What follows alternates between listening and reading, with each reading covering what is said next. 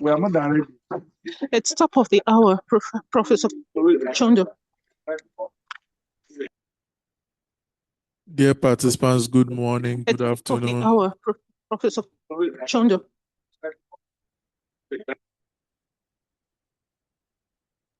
Good afternoon, good morning, dear participants. You are welcome to the third and final day of the 2026 Manuscript Writing Hub Academy Virtual Conference under the theme Amplifying African Scholarship, Writing for Impact in a Complex World.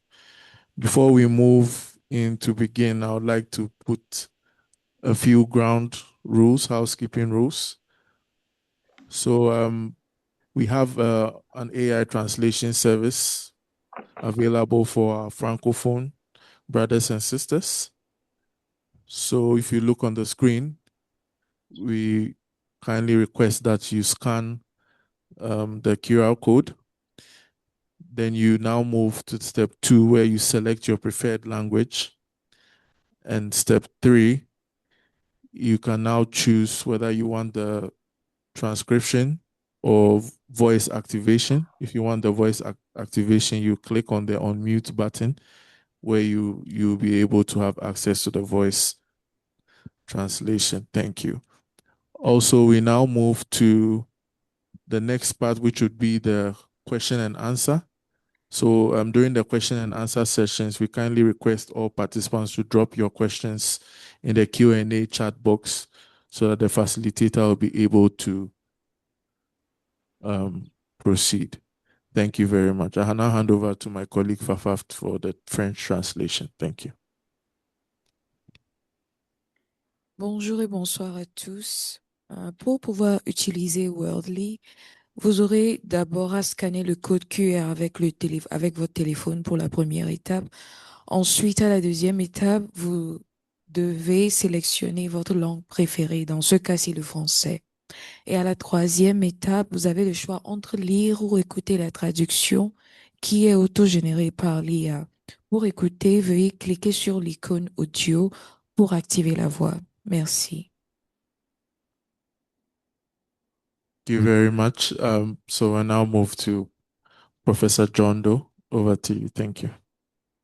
Good morning, good afternoon, bonjour, bonsoir tout le monde. Bienvenue dans cette session. So I'll move to now my turn to introduce Professor Gregory Efosa Erabor. Professor Gregory, we are lucky to have you here. He's a towering figure in African medicine and respiratory research, whose career spans nearly 4 decades. He's a professor of medicine at Obafemi Awolowo University in Ife, Nigeria, where he heads the respiratory unit at the University of Teaching Hospital. Born in July 1957, Professor Erabor has dedicated his life to understanding and treating lung diseases that disproportionately affect, unfortunately, us African populations, including tuberculosis, asthma, COPD, and the respiratory consequences of biomass fuel exposure. He has authored over 290 publications, so we are lucky to have him today, appearing in prestigious journals such as European Respiratory Journal, CHEST, and the Lancet Oncology, and has led major multinational studies like the burden of obstructive lung disease project across dozens of sites worldwide. He's an editor-in-chief of our own West African Journal of Medicine, the flagship medical journal for the entire West African sub-region, placing him at the very center of the continent's academic publishing ecosystem. He's also pioneering founder of the Pan-African Thoracic Society, a former president of Nigeria Thoracic Society, and a former chairman of Stop TB Nigeria. When the COP27 climate conference called for Africa for action, he was among a small group of editors who co-authored the landmark editorial demanding accountability. What makes Professor Erabor truly remarkable is his unwavering commitment to building African publishing infrastructure from within. He has spent decades as gatekeeper who chooses to open doors rather than close them, mentoring countless young researchers through the publication process, often without recognition or reward. All while remaining rooted in Nigerian University, he joins us today to speak on the politics of publishing because he lives those politics every day. Please join me in welcoming Professor Gregory Efosa Erabo. Professor Gregory, welcome. Welcome. Thank you so much. Can I have my slides now?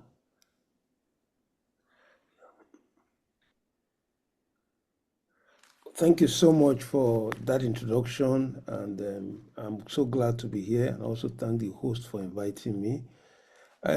My job here is simple because when I look at the theme of the conference and the many speakers that have been here, we've dealt with the nitty-gritty things of publishing. And my goal here is to encourage young ones, to inspire them, having been in publishing and academic career for over 4 decades. Next slide, please. Next slide, please. Next slide. Now, publishing as we know, has gone as far back as 1500, and the knowledge has always come due to the introduction of printing as a means of expressing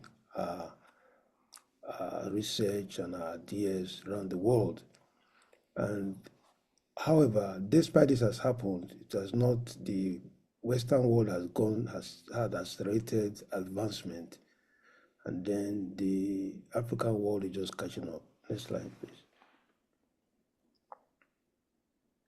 Now, there is a lot of things we know about it, right from the medieval period, and then to the 15th century, then to the 19th century, and now to the late 20th, 21st century. Okay, sorry for my video. Okay, yeah, okay, all right, go on, next please. Now, the publishing challenges including power, gatekeeping access, inequality bias. As I said earlier, I'm not going to spend a lot of time talking about what has already been said, but I'll just use a means to encourage and strengthen the younger ones as they go on. Let's go on, next slide.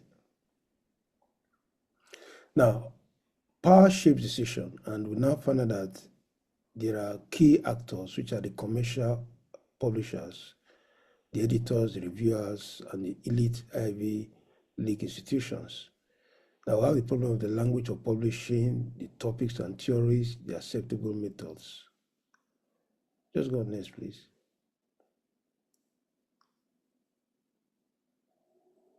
Now, gatekeeping access have been almost narrowed because of inflated article processing charges, high subscription fees for institutional access to publishing platforms and databases. Please, can you go on? Just go on. All right. We know about bias inequalities. The prominence of Western theories over global scholarship. They have the language, they control the data from their end.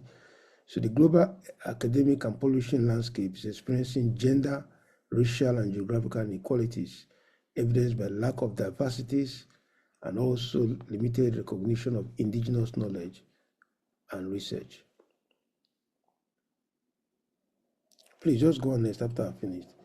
Now, open science promised a lot, and the promises so that it improves access to knowledge, impact, visibility, speed of discovery, transparency, and collaboration.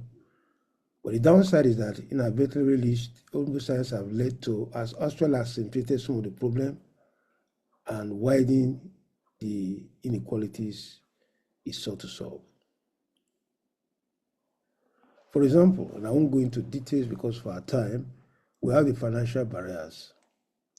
Now, high article processing charges limit publication opportunities, reliance on waivers not guaranteed, reinforces global inequality.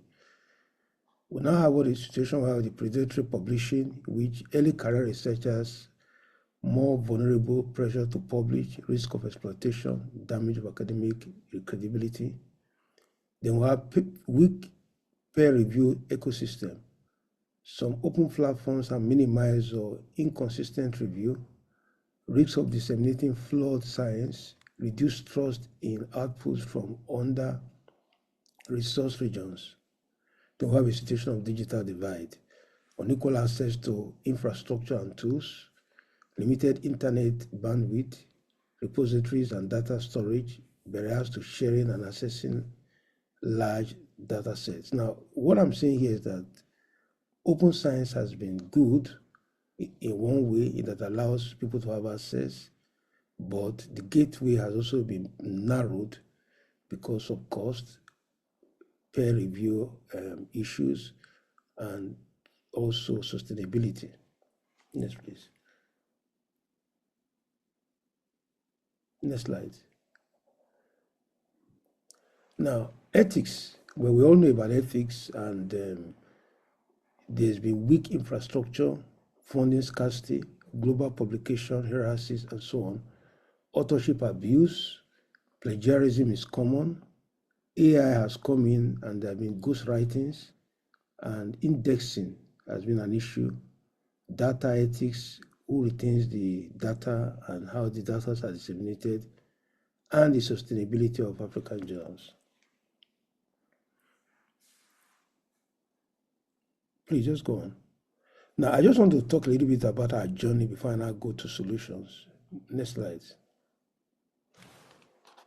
Now, when I took over the West African Journal of Medicine over 8 years ago, we were not published for about 3 years. So we moved from stagnancy. We now started resuscitating the journal, then to survival.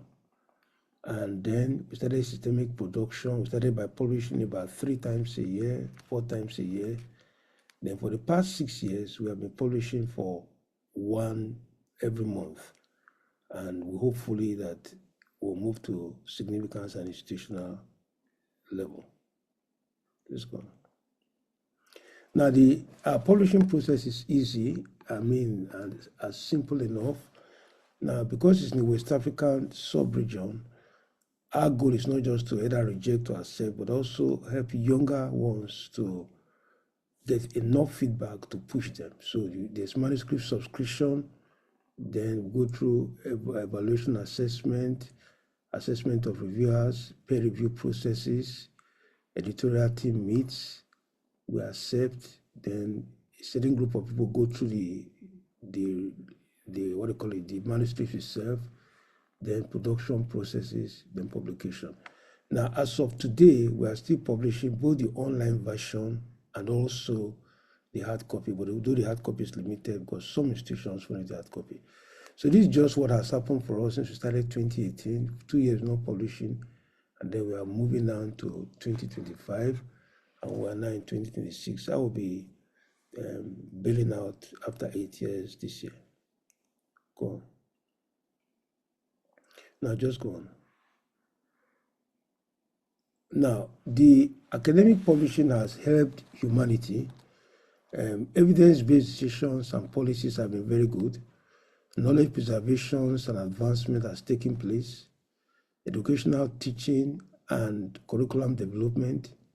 Solutions have been preferred to societal challenges as built institutions and nations. That led to career advancement, both individuals and institutional. There's been visibility and peer ranking. Opportunities have come for collaboration.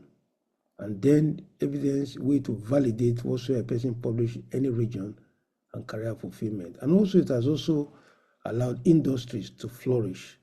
And then there have been breakthroughs in science. But the downside of publishing, I'm going to talk from the African context. Publications really lead to prosperity. You see, if a person starts as an academic, maybe at an early age of mid-20s or early 30s, and he keeps publishing, he doesn't actually become prosperous in terms of financial prosperity. Next. Publications do not always confer power in the way politics does. And you know that in the low-income countries, developing countries, power is everything.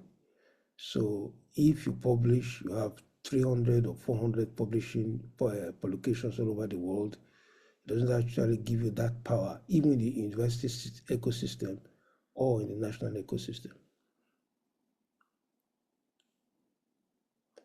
Publications do not guarantee a pleasurable life after retirement. I've seen quite a lot of professors who are actually poor. Some are unable to get a house in spite of all they've spent in academics all the time. grants are very limited in terms of having these grants meeting their personal needs. It's just piped towards publication. The time invested in producing publication is often disproportionate to the outcomes. As an editor, I know what it is. Every day I receive calls, day and night I receive calls, peer review processes, people are angry, people want help, people are crying for promotion. They've been there in the system for so long. The disproportion in terms that you need to get your publication not only in local journals but international journals. And the people consider, well, I spent about 15 years or 20 years trying to ascend the career, to the height of my career. What are the outcomes? Our publications are often maligned with the needs, are not misaligned with the needs of industries. Well, in the Western world, the industries push research in a way. They look at their needs, they ask the right questions, they want the answers, they sponsor research. But in most developing countries or low-income countries, industries do not participate actively in research, and so they don't fund it, although they have the benefit of those research. Publications do not always advance the knowledge most needed by society or industries. Well, it does in the Western world, but even if, for example, I give a situation in which we've done quite a lot of work in asthma, and we needed to get inhalers that will be easily affordable and available, but there are no industries to push it. And the industries that push it in the Western world maintain standards that also do not allow us to do this effectively. Even instruments for diagnosing various diseases have a lot of problems. Now, publications may result in promotions or positions, but they do not necessarily to financial stability. You know that as people begin to grow, especially in the Western world, everybody talks about money. Everybody talks about money. Everybody talks about money. You are introduced as a professor who has several papers. People want to look at your car. They want to see the shoe you ride. They want to see the house you live in. You come to your community where you live. People say, well, what does that have to do with your papers? They want to see whether you could distribute cars. So that actually brings a big dilemma, a struggle between the editor or the aspiring young person trying to ascend the academic career and at the same time make ends meet. Now the question is, and I speak from what I've heard from many young people, because as the main convener told me, inspire the young people. They always ask this question: what does it profit a person to have many publications and yet do not have a good well-being? Why must I have my names in all the papers published and yet I cannot take care of myself? Now, we all know about Maslow's hierarchy of needs, that the basic needs of people is physical needs. They will now move on to safety needs, then belonging and love needs, then needs of self-esteem, prestige, and feeling accomplished. But the most important or the highest level of Maslow's hierarchy of needs is self-fulfillment. I want to be in a profession, I want to publish, I want to feel fulfilled personally, able to have creative activities, able to say, well, I've lived a good life. Now, if, for example, let's go back to the hierarchical needs. If, for example, I cannot meet my physical needs or have my safety needs met, but I feel fulfilled in a way that I'm successful. But if you look at the basic Maslow hierarchy of needs, if I can't meet my basic needs, I can't meet my psychological needs, I can't make my self-fulfillment needs. So the question people ask, how will academics help me to bridge this gap between being well published at the same time find self-actualization? Next slide, please. Well, I feel, however, I want to say to the younger ones, there's still some hope. And the way forward, I've tried to prove into what I call down press. I'm going to look at the direction, attitude, mentoring opportunities, pursue your passion, run as a team, develop good work ethics, success and significance, impact, and sum it all. So the first one is direction. Next slide.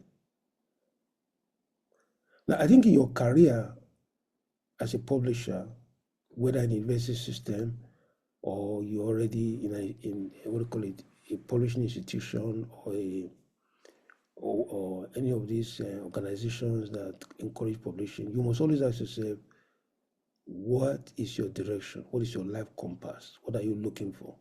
Slide, please.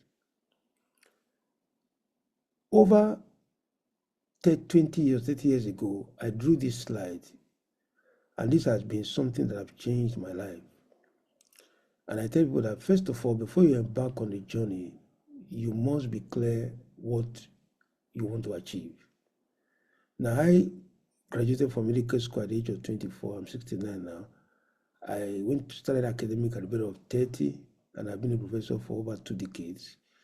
What do I want? What do I want to see myself at the end of my career? That's your vision. Then your mission. What are you supposed to be doing? Then the values, that you want to stand for, the values you hold on. It's not just being great and successful, what are your values? Then you should map out your strategies and goals. So if you enter a system, don't just enter into the pipeline to just do things without establishing before yourself, what do I want to achieve? What is the end point? And that will bring you to the Maslow hierarchical peak, where you have self-actualization and then self-fulfillment. Next slide. In a sense, you must see the big picture, not just the narrow point. The problem I see with many people who are publishing or in academic setting or institutions that encourage them to do research is that they separate their life from their work. They separate what gives them inner fulfillment from just the narrow dimension of just trying to publish things. So you must always have the big picture in your mind and put everything together. Now, it was the great Socrates that said the unexamined mind is not worth living. What I found out that people, I have a colleague of mine who has been a professor, published a lot, and one of these days we had an exam together, and he told me, I regret ever taking the academic line. I said, why?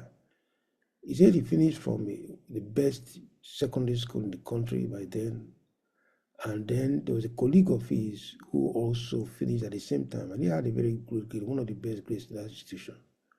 But the colleague is now owner of a bank, and he has all kinds of resources. I say he can barely survive. Now, I think that is why it's important whenever you follow academic to do what Socrates says, do the unexamined mind is not worth living. Then the next thing is attitude. I mean, the attitude you put into your work is so important. They say attitude determines altitude. And someone said attitude is everything. There are a few quotations on that. Can we go to the next one, please? Now, attitude is a mindset or a disposition towards situation. Attitude is a choice. It's not fixed trait. And sometimes attitudes could be developed over time. Attitude is a powerful predictor of success. And attitude is often contagious. It affects the people around you. If your attitudes are bad, it will affect everyone.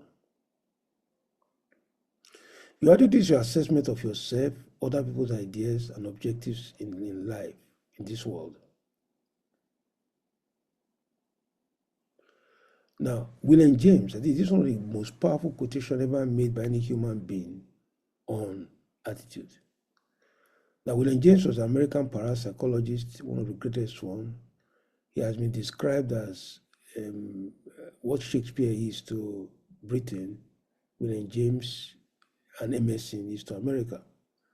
It's a human beings, by changing the inner attitudes of their minds, can change the outer aspects of their lives. So we teach young researchers have a good attitude.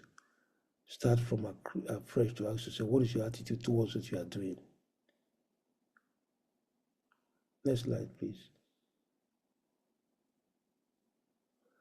Now, William Stone, who is one of the early founders of the philosophy of attitude and positive thinking, says there's a little difference in people, but that little difference makes a big difference. The little difference is attitude. The big difference is whether it is positive or negative. I mean, if you are pessimistic, if you don't feel happy, no matter what you do in publishing, it will also affect the overall perspective of life.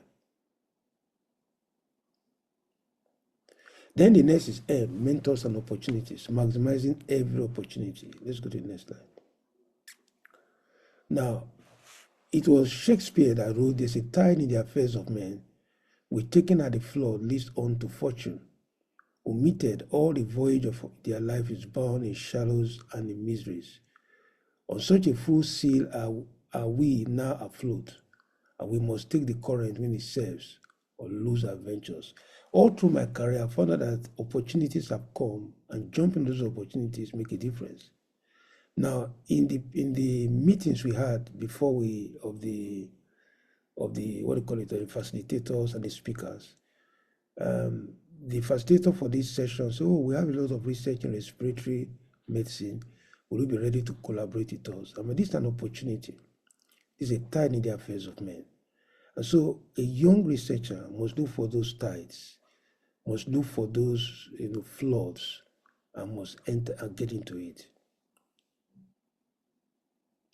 Now, working with a mentor is so important because mentors help to calibrate you. They act as coach, they check you, they advance you.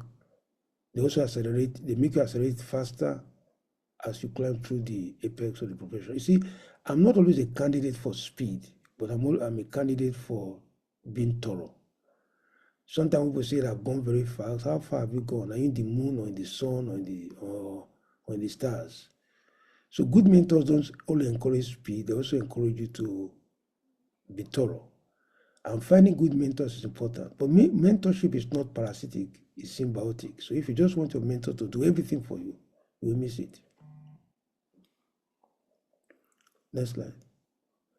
Now, Francis Bacon, we all know about him, one of the great scientists who was Lord Chancellor of England, says, "A wise man will make more opportunities than he finds." People want to see the opportunity. Sometimes opportunities is usually in what they call it, in work clothes. I'm here in the UK for some meetings, and when the host, which I consider one of the great women of our time, great institutional builder, whenever you mention her name, people know that she's a woman of caliber and timber and achiever. When she gave me this topic, it was actually out of my schedule because I have several things to do. But I look at it as an opportunity to encourage young ones, as an opportunity to stir people's mind. So opportunities sometimes may be tough and difficult and challenging, but jump at it. Who knows what it will lead to? The great secret of success in life is for a man to be ready when the opportunities come. Now, Abraham Lincoln says, "I will work hard and be prepared, and when my opportunity comes, I will be ready." One man once said, "When one door closes, another opens." But we often look so long, so regretfully upon the closed doors that we do not see the ones coming open to you. You are rejected, your papers are rejected, you are removed from the faculty, you keep mourning your past, you keep regretting what has happened in the past. Why not move forward? The world is your parish, and you have many opportunities. Then P, I said, pursue your passion with perseverance. Now, let's go. The greatest person who has done one of the greatest people who have done a work is Angela Duckworth in this book, Grit. And I advise every young researcher, middle researcher to read it.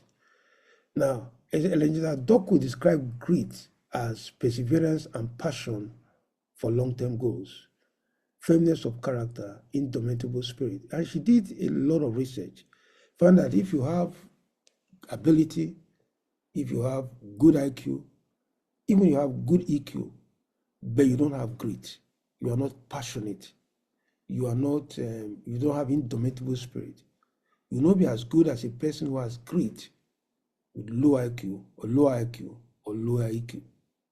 And so in your profession, grit is important.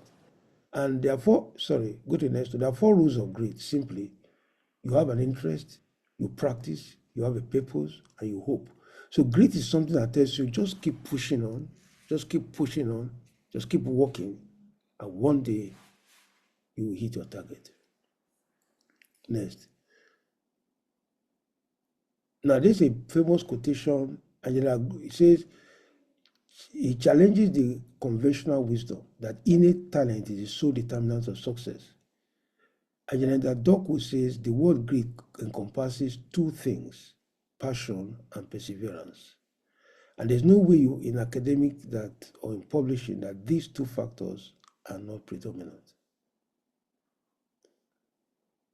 Abraham Lincoln was a great person who practiced grit. He was one of the greatest American presidents. He had a high level of grit. He failed in business in 1931 and again in 1833. He was defeated for Illinois State Legislature in 1832. His fiancée died in 1835 and he had nervous breakdown in 1836. Go on. In 1843 and 1845, he ran for Congress and lost. He also ran for Senate aspirations and were no better, losing.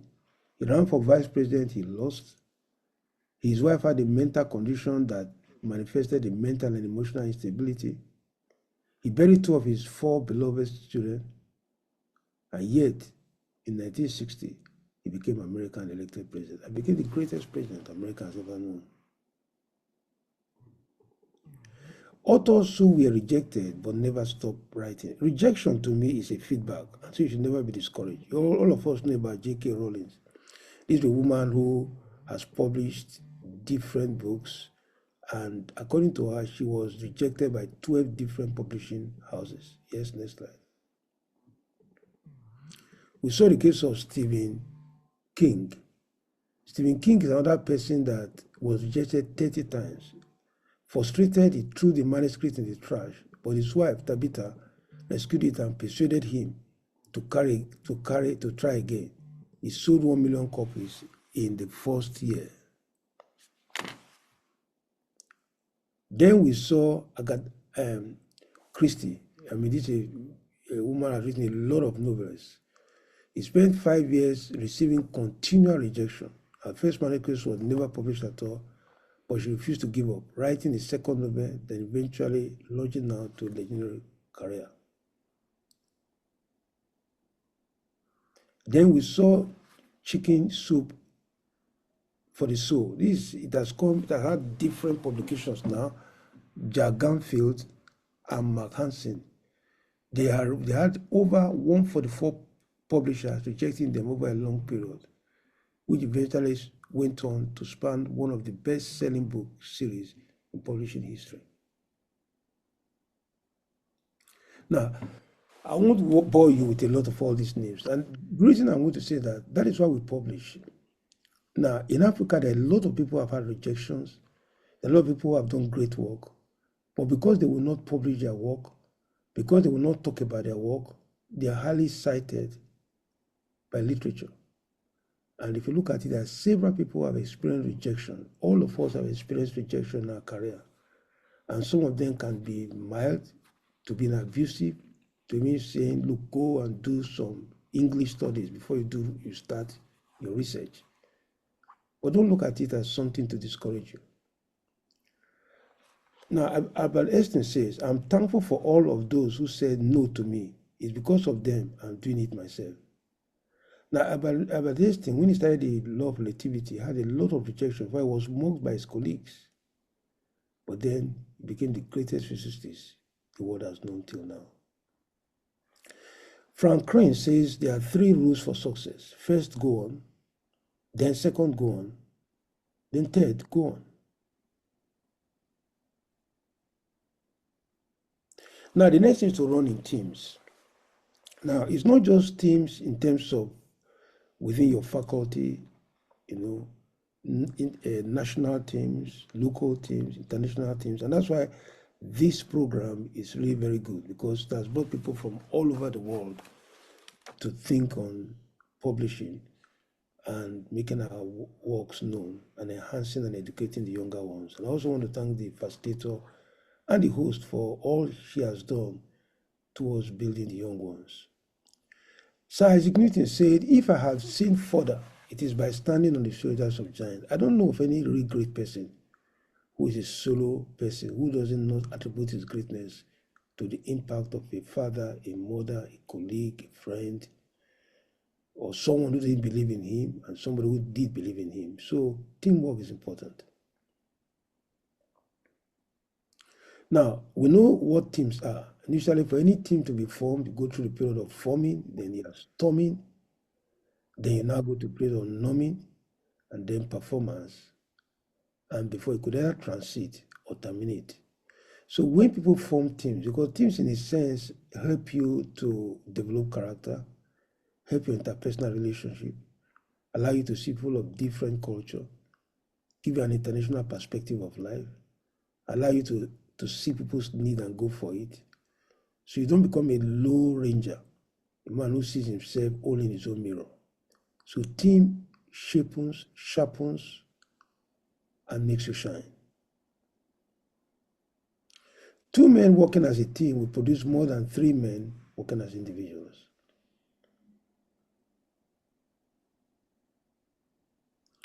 Now, Andrew Carnegie, we all know about him. This was the man who has done a lot for Africa in terms of his research.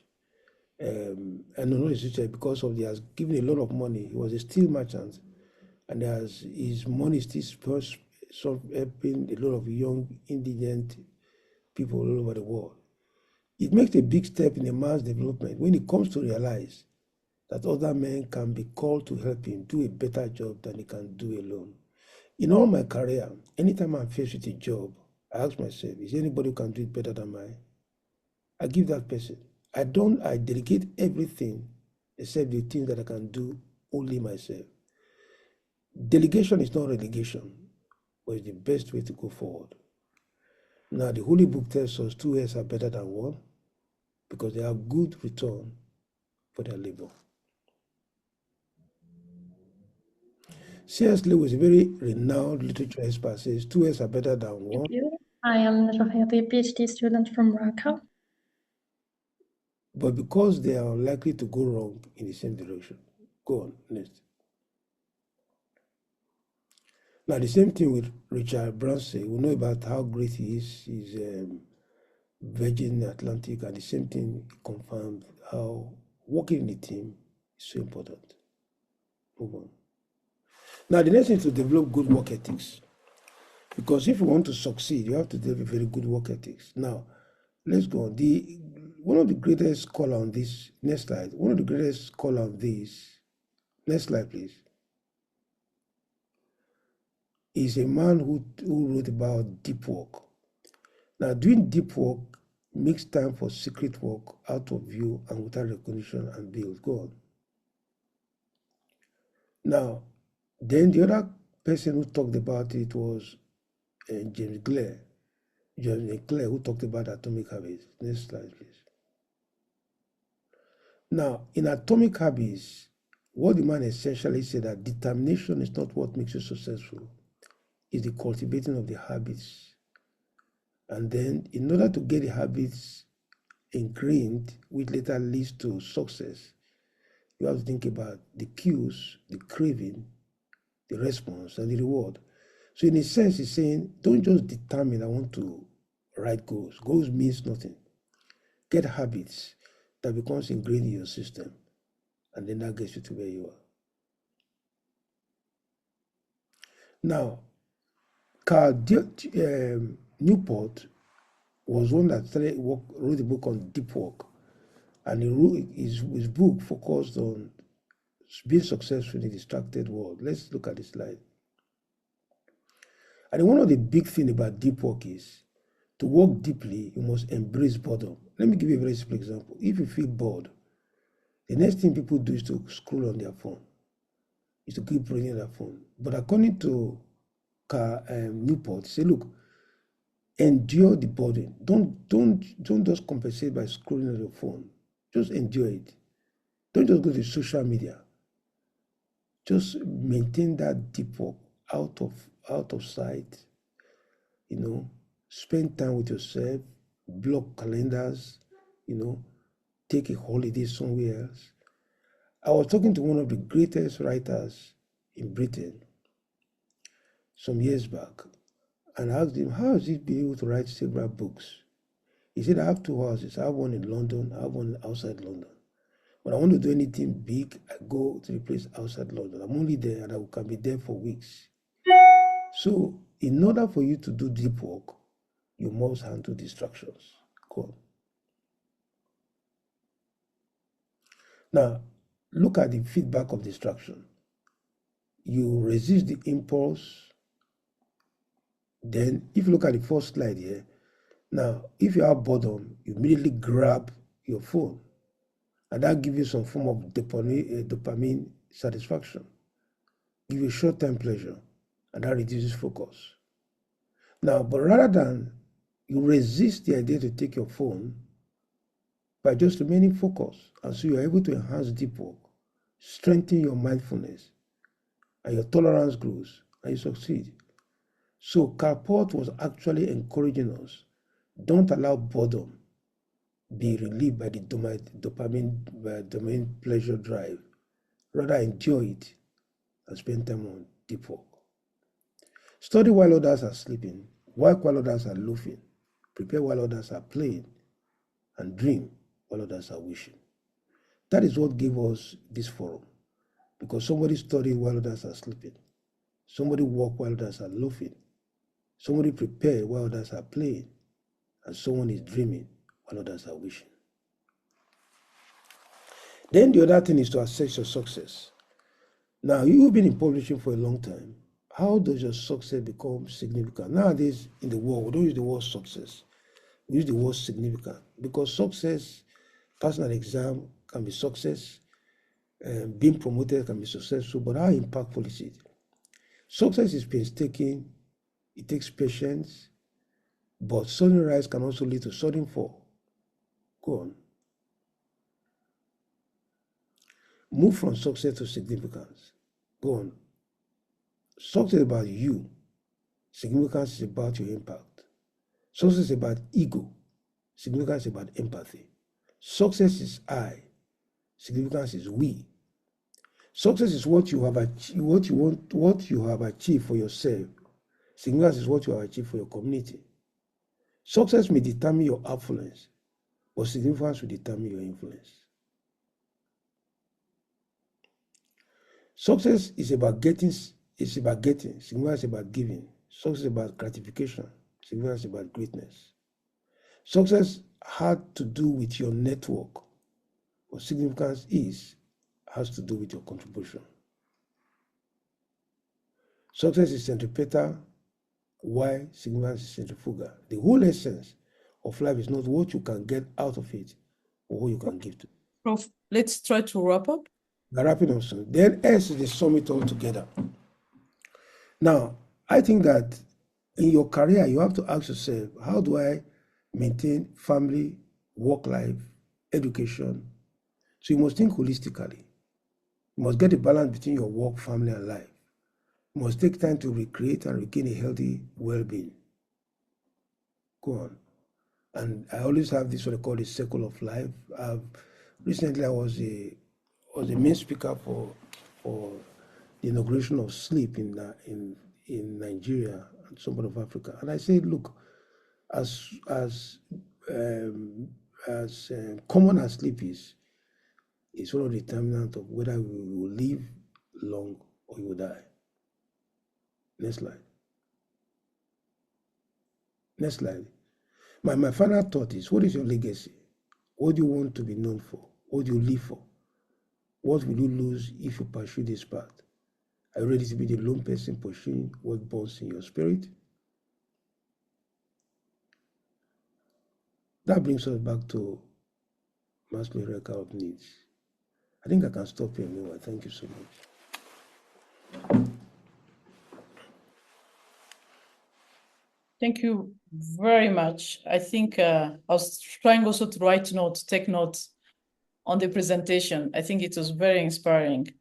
While we start receiving questions on the Q&A, I'd like to ask you, Professor Irabo, for this important session on how do we stimulate our young researchers while maintaining those values and navigating into family hustles. Like us women, for example, we always have a problem of How do we publish? How do we get those time together while taking care of the children and also advancing in academia? Over to you, Prof. Now, when I was very active in academia, I always reserve Monday, what I call meet the professors period. So we meet about 2 o'clock on Monday, and then we assess our clinical work, our research, our teaching in the context of our family system and our goals. So at that point, we don't actually discuss academic, but we discuss how the academic is influencing our lives. Now, over the years, and I've had many of my students all over the world become great people, they tell me that the greatest thing they got from my relation with me is that meet the professor session, when we actually address personal needs. So for a young career person, first of all, you must tell the person to always keep that in perspective. Then the person also must learn to work in teams. You don't ever succeed if you don't work in teams.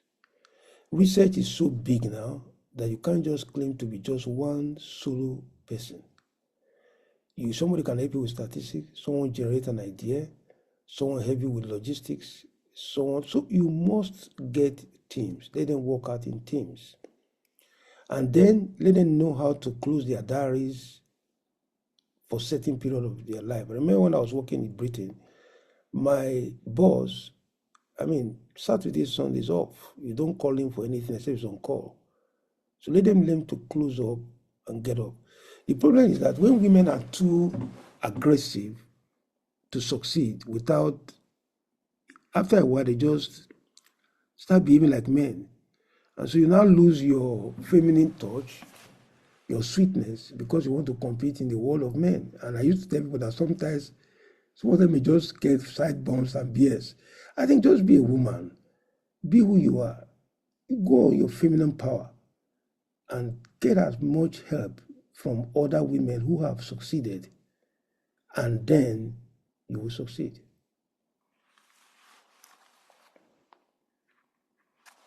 Thank you, Prof. I think this is really a good advice. We will continue to be women, and while we are fighting this word on academia. So I have a question from Chris. He's asking, what is really the motivation in academic life, and how do I get there? Prof, can you share an example? Yes, for me, you see, some years ago, I wanted to, after becoming a consultant, lecturer and everything, and I wanted to just leave medicine because I looked at the years I spent in medicine and I looked at how much I'm making. I was here in Britain then, that was in 1995, when one of my wife colleagues says, why would you stop teaching? Teaching gives such a great satisfaction. It gives me a sense of well-being. And so, look, I can actually say that becomes one of the source of my strength. So because of that, I said I will go back and I will still continue my work as a teacher.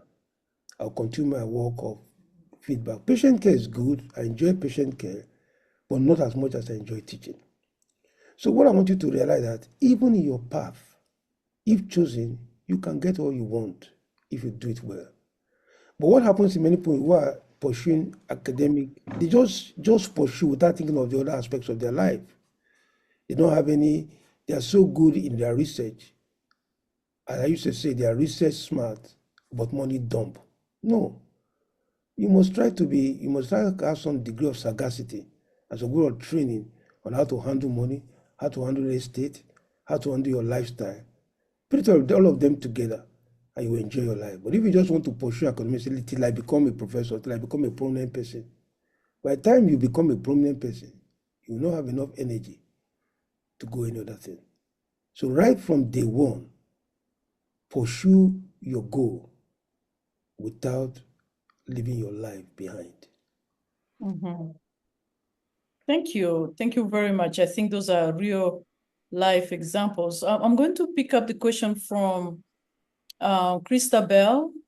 Thank you, Prof. Throughout your presentation, you emphasize on discipline, deep work, persistence, and balanced living.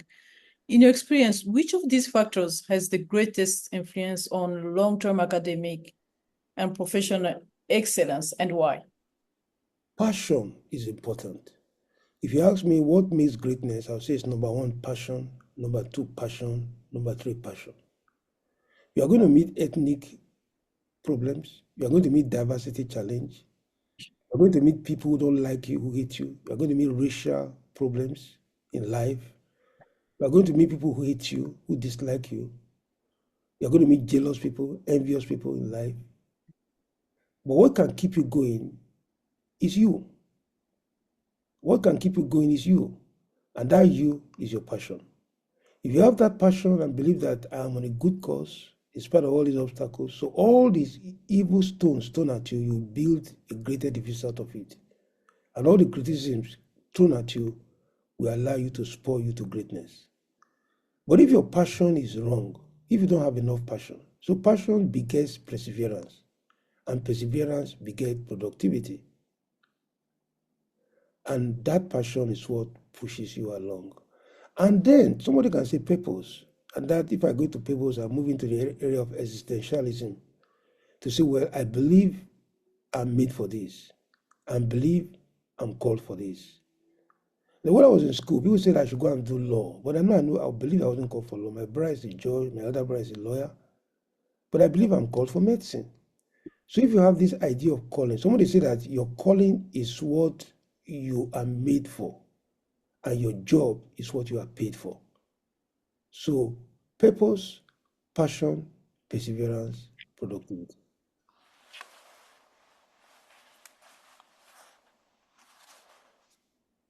I agree with you. So I think I will just get one more. We have some offers here. Participants are asking how they can be involved in the West Africa Journal in terms of reviewers or editors. Yes, would provide the details to the organizers of this. We really need peer review people coming from outside Nigeria, and that would be very good to join us in the board. And we can also provide our website link to the organizers of this meeting so they can have access. Sounds good. Thank you so much, Prof. You know, when you were presenting, I picture myself when I started 20 years ago. And I think for me, you know, being a mother, a woman, a wife, also a leader was a problem to fit in the academic world. And I think having what you said at the beginning, the passion, the perseverance, and having a goal, it's made who I am today. And I think also the mentors and the people you work with, every single meeting, it's an opportunity for tomorrow. So I'd like to close there by thanking Professor Erbo for the presentation today. I think some keynote that I wrote down is really, keep the goal. Publishing is never neutral. You need to continue and perseverance in what you do. Ethics is one of the values that he also mentioned. Having the ethic in publishing, making sure that you work with scholars and also you work with the team, and also you close by looking at the whole circle of how you fit yourself into the family, the work, and the friends, so that you get a balanced life. I'd like now to invite Gordon for the next steps. Thank you so much. Everyone, please give a round of applause to our prof for this important reminder for life of who we are and how we can be where he is today. Thank you so much, Prof. Greg, for your session. Thank you so much. Thank you very much for a very good moderating session. Thank you so much, Gordon. Thank you. Gordon, I would like to give you back the mic. Thanks. Thank you, Prof, for this very insightful session. I'm sure we learned a lot. So we now move to the next session, which is the oral presentations. The theme for the oral presentations will be centered around agriculture, food systems, nutrition, and biomedical innovation. I'd now like to invite our facilitator for this session, Dr. Munya Saruchera. Dr. Munya, over to you.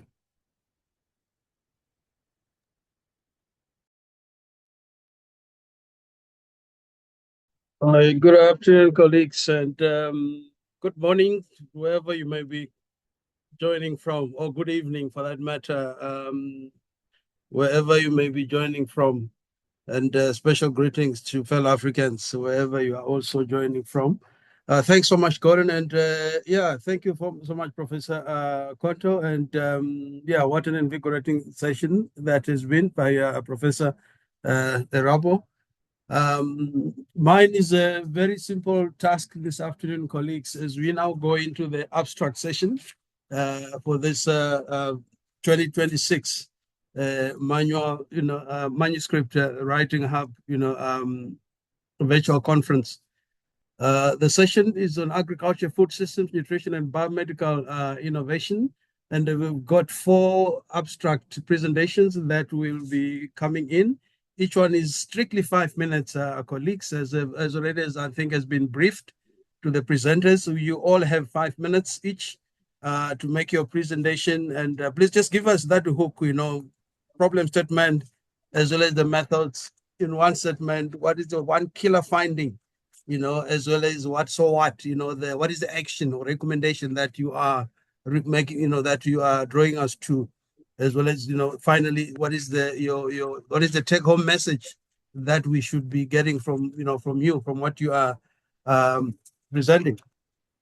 So thank you so much for this opportunity. So colleagues, this session is really all about understanding the complex and often very intimidating terrain that lies between, completed manuscript and its transformation into published, citable, and impactful knowledge. The publishing ecosystem, is vast and very uneven, shaped by a number of factors that range from journal hierarchies, article processing charges, to peer review politics that we probably all know about, and the growing demands of open science. So for African researchers, navigating this space requires more than just writing skills. It requires more than gift. It requires more than talent. It demands a lot more strategic intelligence and maybe academic enterprise, if I may add, about where to submit, how to respond to reviewers, when to push back, and when to concede.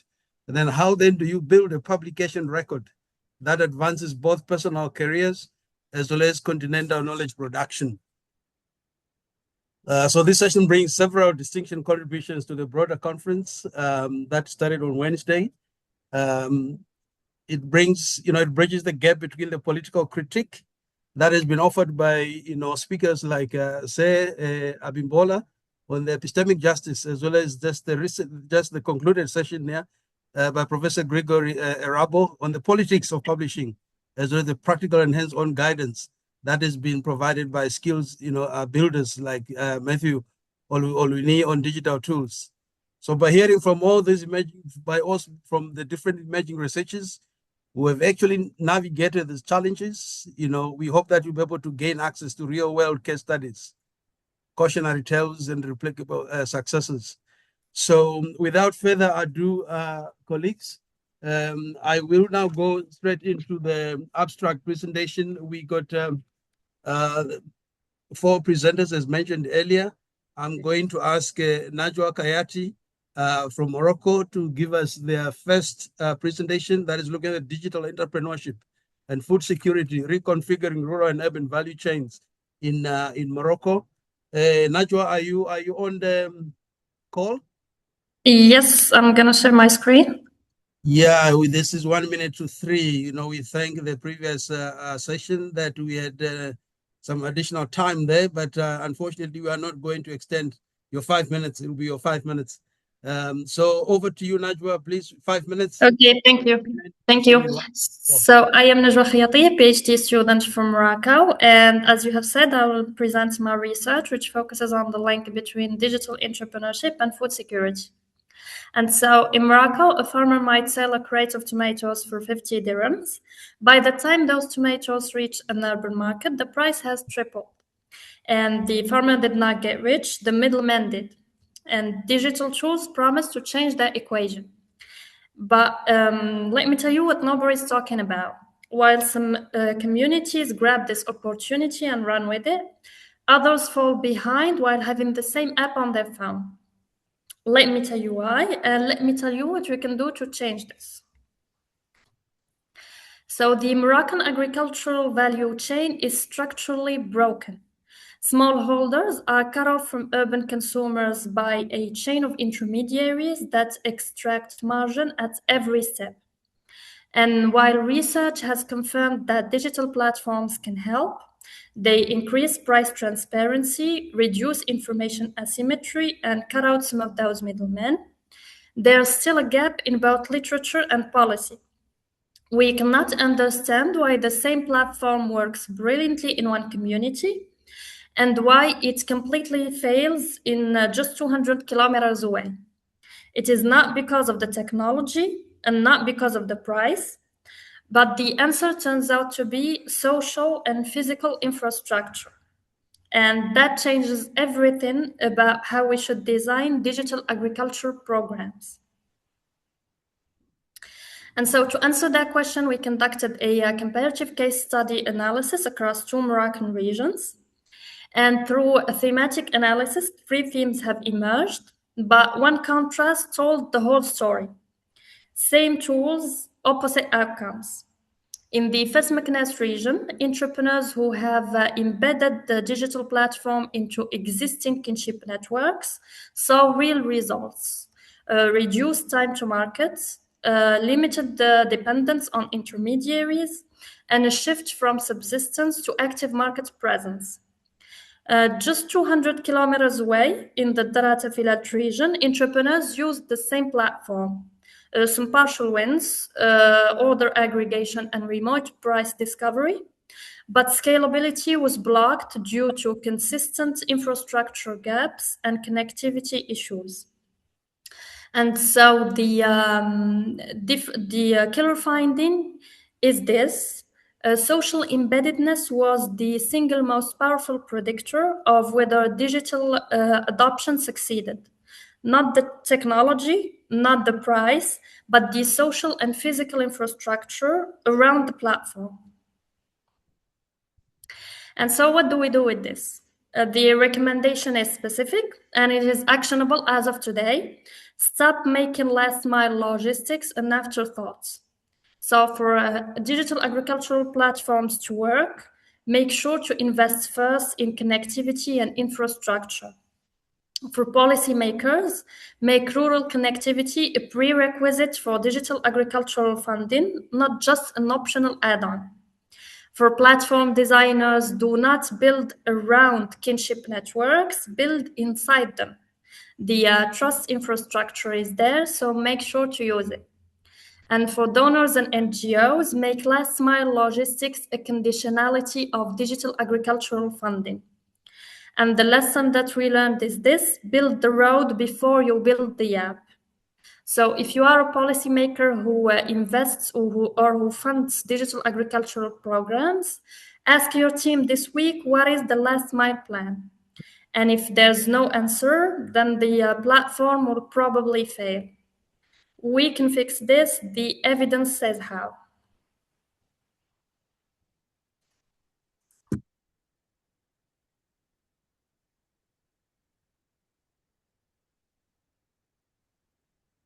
All right. So thank you so much. Thank you. Najwa, for that. I'm just trying to find my my video button there. So thank you very much, Najwa. So colleagues, we will have comments at the end after all the 4 abstract presentations have been made. And so from Morocco, we are now moving to the next project that is looking at food insecurity, dietary diversity, nutritional status of children in beneficiary and non-beneficiary communities of the growing project by Sadat Idrisu. Sadat, over to you. Based in Ghana, I believe, in Tamale, and you'll give your presentation in exactly 5 minutes. Thanks to Najwa, who did not take up the full 5 minutes. Over to you. All right, thank you very much for the opportunity. As you mentioned, my name is Sadat Idrisu, from a graduate student from the University for Development Studies, and I'm to present on the topic, the impact of an agricultural intervention on food insecurity, dietary diversity, and nutritional status of children in the Northern Ghana. So what is the problem here? over the years, malnutrition has been a global challenge. Though there have been strategies put in place to mitigate this situation. Ghana, particularly the northern region, has been embedded with malnutrition. As it stands now, according to the Ghana Demographic and Health Survey, about 30% of children are stunted. Also, household food insecurity and poor dietary diversity is widespread. So what can we do to fix this? So our question now here is, can nutrition-sensitive agricultural intervention change this narrative? Then give us the opportunity. The Growing Project, which was implemented by the International Potato Center in collaboration with Care Ghana in 2022, which was supposed to last for 6 years, from 2022, 4 years, from 2022 to 2026. The project was aimed to reduce food insecurity and malnutrition in rural communities in 3 regions of Ghana. That's the Savannah region, Northern region, and Northeastern region. And it was implemented in 6 districts across all these regions. This project, it works by combining climate smart agriculture, nutrition education, women empowerment, and the promotion of various crops, including orange flesh sweet potato, legumes, papaya, and moringa. So what did we do? We conducted a community-based comparative cross-sectional study among 658 mother-child pairs across 2 districts in the northern region where the project was implemented. We used a multi-stage sampling in combination with purposive sampling to sample this number of mother-child pairs. What did we find out?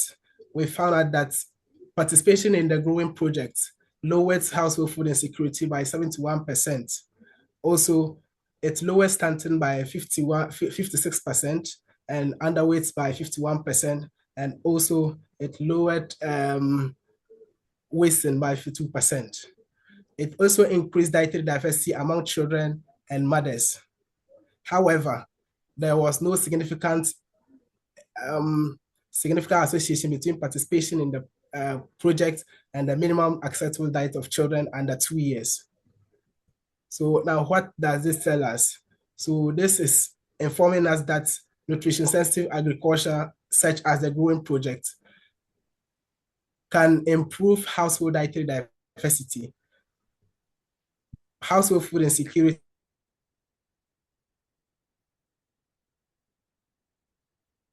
and then child malnutrition. However, when it comes to the minimum acceptable diet of children, there is the need for stronger support in that regard. What's the call to action? So based on these findings, we recommend that the scaling up of this institution would help reduce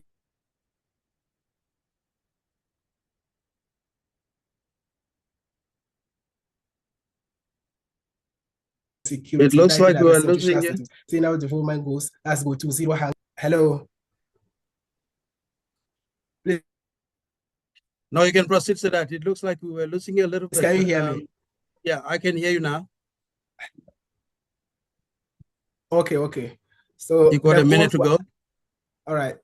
We are calling on government and policy maker to institutionalize this project of this kind into the policy and also strengthen child feeding practices. What's the take-home message? So you all have to remember that investing in nutrition, especially among children, is also investing in the future. Thank you. Right. Thank you so much for that, Sidati. I think I'm not too sure if it was from my end or from your end. At some point, it was freezing or we're losing you. I'm not too sure if that might have been everybody. But thank you so much, especially for sticking to time. And I hope we didn't lose much from the moments the presentation was hanging there. We now move to the 3rd presentation, and this is going to be by Sola Peter Ogunmodele from Nigeria. Please take the mic and can give us your presentation. Strictly 5 minutes. Thank you, Peter. Good day, sir. I'm unable to share my screen. I don't know. Oh, okay. Not me. Sorry. Titori, you were coming last. I think, sorry, we are going to Peter. We'll come to you because I think we got your confirmation much later than after we'd already lined up. You'll come after Peter if that is fine. Peter, you may take the floor. Take the mic. Okay. I don't know if you can hear me. I can hear you from my end. I hope everybody else can. Over to you, Peter. 5 All right, minutes. sir. Let me share my screen. My screen went off. I have asked if my screen can be shared for me.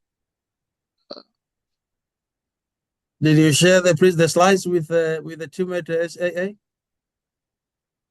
Yes, I've shared my slide Emmanuel before and now. Gordon, are you able to help with the slides there for Peter? He's listed as number 4 on the program, but he's speaking number 3 now.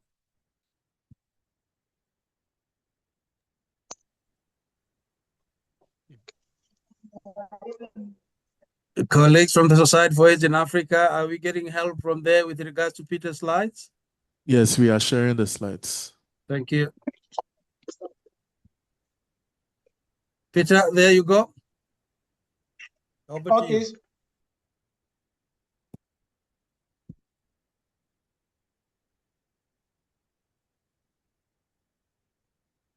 Peter, we cannot hear you if you are speaking.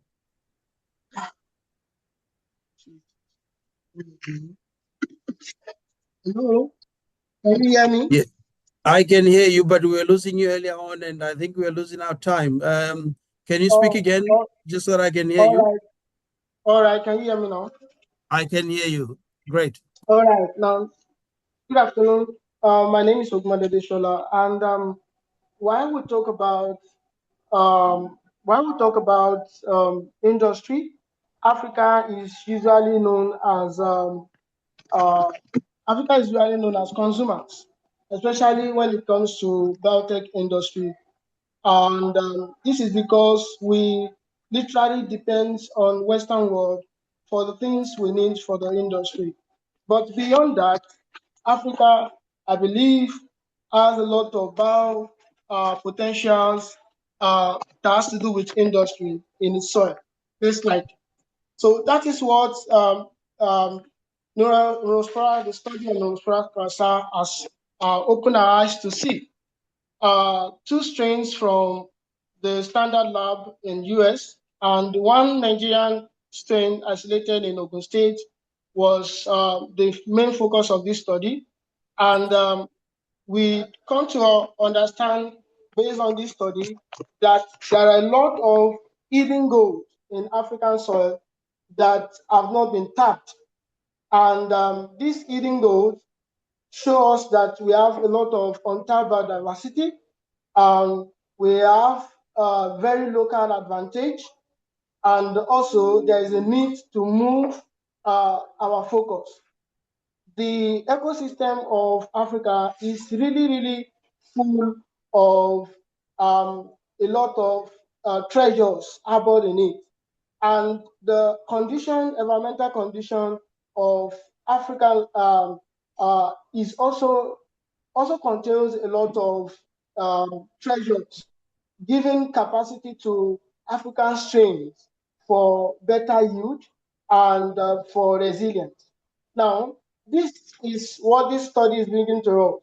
It is time for us to move from importing to discovering new and very high industrial potentials that will move to the global market. The study was carried on in University of Lagos Research Center Lab, and on slide 3, please go to the next slide, and on a different kind of sugar, it shows that this locally isolated strain grew 19% above all other, the 2 other strains from the standard lab in US. And also in biomass production, it also shows that this gave a higher biomass both on glucose and on sucrose, giving us an advantage. And even on all these 5 sugars, carbon salts that was used for this study, the locally isolated Neurophora crassa strain actually show a good yield of biomass, showing that this strain can survive both on monosaccharide and on disaccharide. And finally, on the mating type, it shows that this strain has capacity to be engineered by crossing with other kind of strains because of the mating type. Now, what is this implication of this result? Number one of the implications of this result is that this strain can be used in baffle innovation due to You got the 30 seconds to go, Peter. Sir? 30 seconds to go. All right, sir. And also, it shows that we can leverage on this by reducing the importation of strain. Now, what is our recommendation? Number one, Africa should have a strategy that can give a pipeline not only to identify, but to characterize and to keep in bank all these high-yield strain that can be used for further studies and that can be used in industry. Then we should fund transitional research, not just laboratory discovery, but also to be able to translate what is discovered in the laboratory into the industry. It is our time as Africa to look into our land and bring a solution. Thank you for listening. Thank you, Peter. Thank you so much for that. And sorry for the earlier technical glitch there. Adetoro Osanimbi, also from Nigeria, you can take the mic now, please. You've got exactly 5 minutes. Over to you, Sister Adetoro. Thank you, sir. Good day, sir. I'm unable to share my screen here. I don't know why. If you shared it with the colleagues at the SAA Secretariat, there it is. And okay. Thank you so much. Yeah, over to you. Yes, here is it. Thank you very much. Good afternoon. And I'll be speaking on the synthesis of a new thienopyridine derivative, BCT, and its in silico activity against ischemic stroke. Now, imagine you being a clinician who is forced to choose between options that will actually pose a threat to your patient's life, or you being the patient that is forced to choose between options that carries a threat to your life. Ischemic stroke, as it is one of the global leading cause of death, and its preventive measure presently involves a dual antiplatelet therapy, combining aspirin with clopidogrel. And of course, this dual therapy works effectively, highly effective. However, it comes with some terrifying catch, which poses some severe side effects. And one of it is the gastrointestinal bleeding that occurs, which can lead to hemorrhagic complications and result to death. So as it stands, we always want the stroke survivors stand between making a choice between a clotting risk and a bleeding risk, which is not supposed to be, because we need to help them. Now, the question is this: what if we do not have to compromise? What if we do not have to do this dual therapy? So I sat down and looked at it. I looked at the clopidogrel flaws, because clopidogrel is a prodrug that needs hepatic enzyme conversion, which makes only 15% of the drug to be available for the metabolic activities. So I looked at the drug and then I modified it, changed some of its functional groups to see if it can actually interact better with the target receptor, which is actually the receptor that is responsible for platelet aggregation. From the findings I conducted, after modifying the drug to get BCT, which is a novel compound, I then looked at the computational, I used computational study to observe and to see the in silico activities of this drug with the receptor, with the target receptor. And from my findings, it was demonstrated that BCT, which is the novel compound, interacts better with the receptor. It binds better, it has a better binding affinities when compared to clopidogrel because of the modifications that has been done to the structure of the drug. From the results, it shows that the ADMET tox properties that was conducted on this particular drug, on the novel compound, shows that it has the ADMET tox properties predicted 100% human oral human oral absorption, and also it obeys the Lipinski rule of 5. And that also clopidogrel does properly.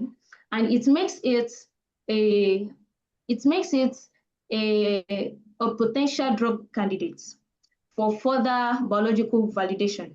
So the molecular docking studies that was done on it show that it formed halogen bond. It has halogen bond interaction with the receptor, and also it has pi-cation interaction with the receptor. These interactions helps the compound, the novel compound, to bind, to have a better binding affinities, and also to provide a stability, to provide an affinity to allow the interface of the receptor to bind properly for a well-delivered drug system. After this findings is done, then what is needed? What is the action that is needed?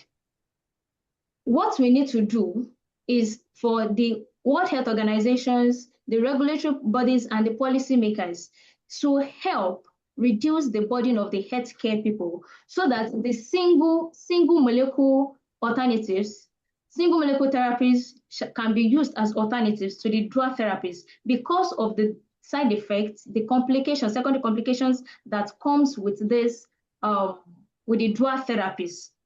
And also, you need to ask yourself, are you a survivor or a researcher or a clinician or an individual that is hoping for a better tomorrow? If so, then we need to come together and balance the risk. We need to come together and stop balancing the risk that come with these drug therapies while we start engineering the cures. Thank you. Thank you so much. Thank you there, Editor. You will excuse me for holding very tightly to the time that you each had. It was very deliberate, colleagues. This 5 minutes, rapid fire format is good training actually for pitching to policymakers, to journal editors, as well as funders who make decisions very quickly. And so every second must count. Thank you very much for that, colleagues. So colleagues, now, given that this session is 55 minutes and we are 22 minutes already into the session, the remainder of the session will now be for questions and answers, for comments and appreciation as well for those who may have those. We will welcome those for those of you who might want to appreciate. But also on the comments, I am going to look at some of the comments that I see here. There was one from Christiana. This was really about couldn't take the attendance. I'm not too sure what that other one was complaining about, echoing of the audio. To the second speaker, who please tend to say them by name, but I think I know who you mean. Those who are talking about the second speaker, which I think is the brother from Ghana. Thank you for your presentation. Based on your findings, how can countries sustainably integrate nutrition-sensitive agriculture interventions into national systems while ensuring that the most vulnerable children and households are not left behind? So the colleague from Ghana, please do make note of that. Then Peter, what is the comment that says, good day, everyone, thanks for a good presentation, Mr. Peter. Please, what is the full meaning of IYN 65? I think those are the comments that I can see here. I don't know if there are other comments, colleagues behind the scenes, if you may help me. These are the last comments I think that I've seen here. Are there any further comments? Otherwise, if not, we can have the brother from Ghana responding to that first comment, and then Peter responding on the full meaning of IYN 65. So the brother from Ghana, please go ahead and help us with the response to the question there. How can countries sustainably integrate nutrition-sensitive agriculture interventions into national systems whilst ensuring that the most vulnerable children and households are not left behind? Over to you, to the brother from Ghana. Sadat. All right. Thank you very much for the question. So to ensure that this nutrition intervention, sensitive interventions are integrated into the national systems, various implementing partners during the implementation process should collaborate with government officials or policymakers during the implementation process so that this I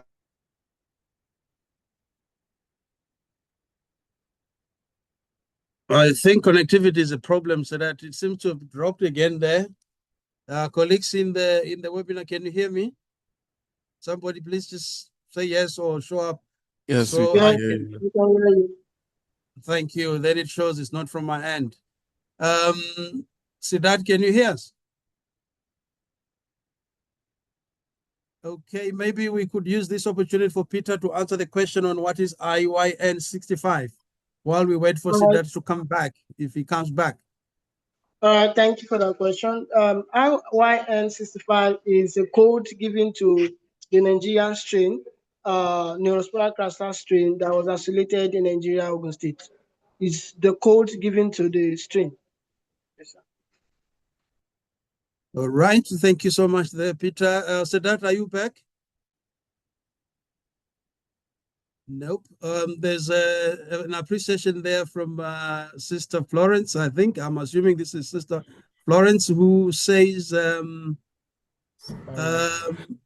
thank you for a well-deserved oral presentation, delivered oral presentation. This has built my confidence and readiness for my oral presentation issues in Royal College. Is that Siddharth? Okay. So thank you so much there, Florence. We have noted your appreciation. I thought I saw another comment. For some reason, I'm not able to get to the next comment after that. This is also playing up here. I'm not too sure what could be going on. Siddharth, can you hear us? Are you able to come back? You had dropped off, apparently. You can unmute, Siddharth.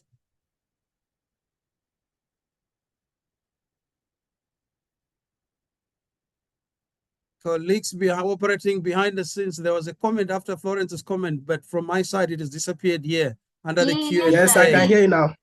Sorry, the comment was directed to me, so I already answered the person. Toro, when did you answer the question? Toro, I think I might have lost you there. What was the question? The question is that what spectroscopy, okay. The question asked was that what spectrochemical analysis was done to characterize the variant drug?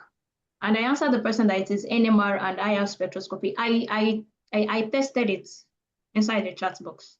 So that was the third section. Now we're going to give you the opportunity to speak in case others are not following it on the chat per se. But that is fine. Thanks, Toro, for that. Siddharth, please, can you come back? I recall you had not finished your in your response. Siddharth?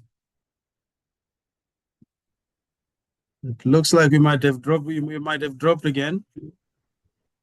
Any questions that colleagues you may have, please do so by raising your hand. You don't necessarily have to type. You can also speak. Yes, Siddharth, I heard you now. Are you back?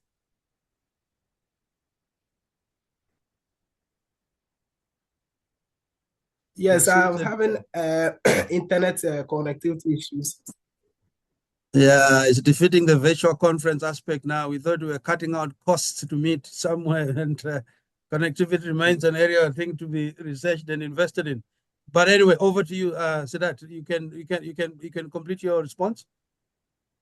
Yes, can you hear me now? I hear you very well. Okay, so I was saying that in order to successfully implement these nutrition sensitive interventions into the systems so that the vulnerable children will not be left behind, the various implementers of these nutrition interventions should collaborate with policymakers just at the beginning of the intervention so that they will be aware of what they are doing, and they can also help share their thoughts in how they can help in making these interventions work properly. So I think the best answer to give is through collaboration with national policymakers. That's how these interventions can be instituted into the national policies. Thank you. Thank you for that, Siddharth. Colleagues, I saw there those who have been able only to join us today, the likes of Winnie, they are appreciating the opportunity. Najwa, there was a question, were there any differences in literacy levels between the two study locations? Najwa, over to you. At the same time, Najwa, I think another question you might need to answer at the same time is that internet access was another barrier to digital uptake for the second study site. How can this be addressed in addition to the road access? So Najwa, you've got those two comments, those two questions. Please take the mic. I'm sorry, can you please repeat the first one? I didn't get the first question. Not too sure which one is the first one. It says, were there any differences in literacy levels between your two study locations? That is the first question. Literacy levels, were there different literacy levels between the two study locations? Okay. And the second one is about? It's about internet access. That you said was another barrier to digital uptake for the second study site. How can this be addressed in addition to the road access? Okay, so for the first question about the differences in literacy level, actually, we haven't observed a major difference in literacy levels because the samples that we have selected did have the same characteristics. So the education level as well as the vocational training that these people had were pretty similar. Okay, so that's for the first question. The second one, internet access, and is also a barrier, and does it also affect digital uptake? So for internet access, it wasn't really a major problem, I think, in the first site because it was close to markets. But for the second one, because it's an oasis-based region, there were some connectivity issues. And it did affect the digital uptake. And I think that through the recommendation, we have our recommendation was to invest not only in logistics, but also in social embeddedness.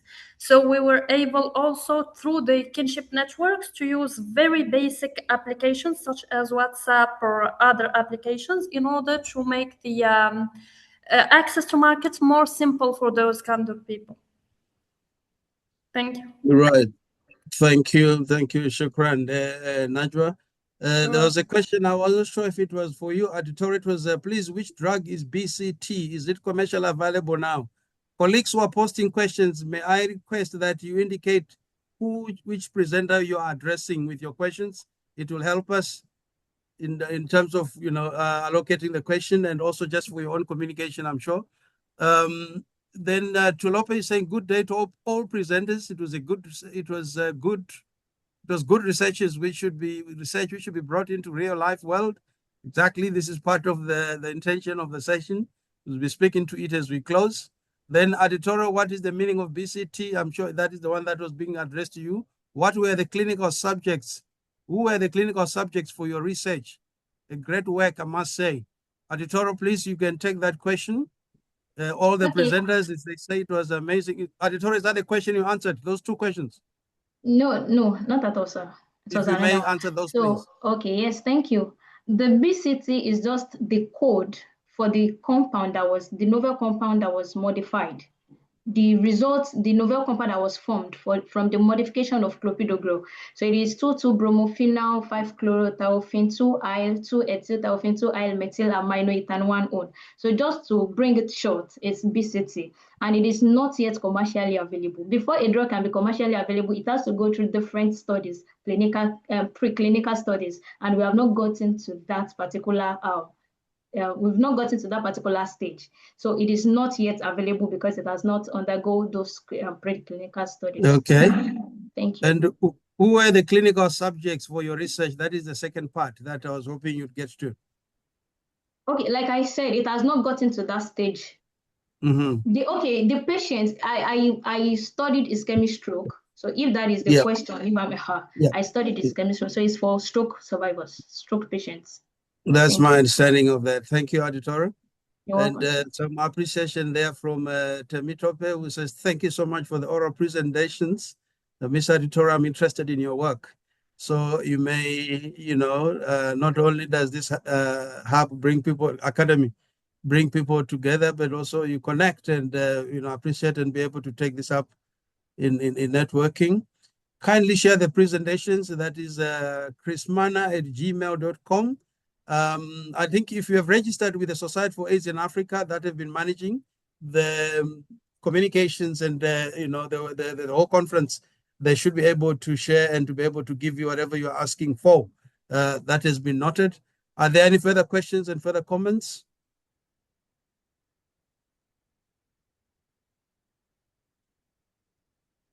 You allowed colleagues to take the mic for those who might have. Somebody says next week, the next time they'll share their work as well. Exactly, the 2027 Manuscript Writing Hub coming up, Sister Winnie or Lucha. There will be 2027, and so please get ready and knock their socks off here when we come back in 2027. Rachel Titus, thank you. Say great and eye-opening presentations. Hope they've not only opened your eyes, but our minds as well. Haruna Habu, it says, I wish to appreciate the presenters and the organizers. Thank you, Haruna, for that, for the appreciation. Presenters, you are being appreciated. All right, that Sakinatu Umaru says, thank you. Yeah, it looks like there are no further questions, but really, I think appreciations that are coming through there. And if there are any hello? Yes, Dr. Moore, I could ask a question. Yes, for the study conducted in Morocco. I mean, very interesting, really, really interesting. And I think it's one of the key issues that have affected the agri sector for a number of time and for years. I remember I studied the same thing when I was doing economics in secondary school. Don't ask me how many years back. My question actually is, can the finding be applicable beyond Morocco? How well do you think we can take this without replicating your study, but go ahead and implement it, whichever part of Africa we want to apply this? Thank you. Over. Prof. Marika, if I'm hearing you, you are saying, at which other part of Africa can this study be applicable, right? And yeah, so I'm asking based on our own projection, do you think what we found in Morocco, it can only be applicable to North Africa? Or is it possible that beyond North Africa and beyond Morocco, the findings are applicable? What do you think might be the difference per region? Thank you, sir. Over. Thank you, Prof. Maranike. Naja, I think we are testing your knowledge of the continent here. Did you hear the question? Yes, thank you for your question. Let's show us how much you know of the continent. Where else could this be applicable, be it in North Africa or the other sub-regions of the continent? Okay, so the structural dynamic that consists of digital tools being supported by social and physical infrastructure is actually not unique to Morocco. It has been documented before in several countries, both in Africa and in Southeast Asia. And our recommendations, so the specific interventions that are related to last mile logistics and social embeddedness can perfectly be not perfectly, but can be transferable to other low connectivity rural contexts. Of course, if the trust community structures and the kinship networks are present. So the mechanism might be different, but the principle holds, I think, in other contexts, especially African contexts, because I think there's some closeness. Right. Thank you for that, Najwa. Prof. Marike, did you get the response there? Yes, yes, I do. Yes, thank you. Thank you. I see. Looks like we probably have further comments here. Yeah, the rest, I think, Tentai Yokai Mokore is just saying, job well done, organizers, presenters. Thank you for that. Thanks for the opportunity to drink from the various wells of knowledge. It says Ibuumi, and well done to the presenters, Africa to the rescue. Very much. Thank you so much there for that. Is it Oidamola? That is, your comment there. I think indeed, I think for us, I might not have said this in the beginning. I chose to say towards the end that just really a reminder that African research should not just be about identifying problems. It should be about generating solutions that the world needs, and more importantly, what that Africa needs. So we hope that through this, the presentations and through this conference and various other platforms, we would be able to then do that. Because part of this session's objective to also, showcase, I think, African-led solutions, not just African problems. And hopefully the presentations, have moved us beyond the deficit narrative of what is missing, which is often and usually the case. Sorrow, I see you've got a comment. It says, even though I've attended day one, I didn't get the survey through my mail, please.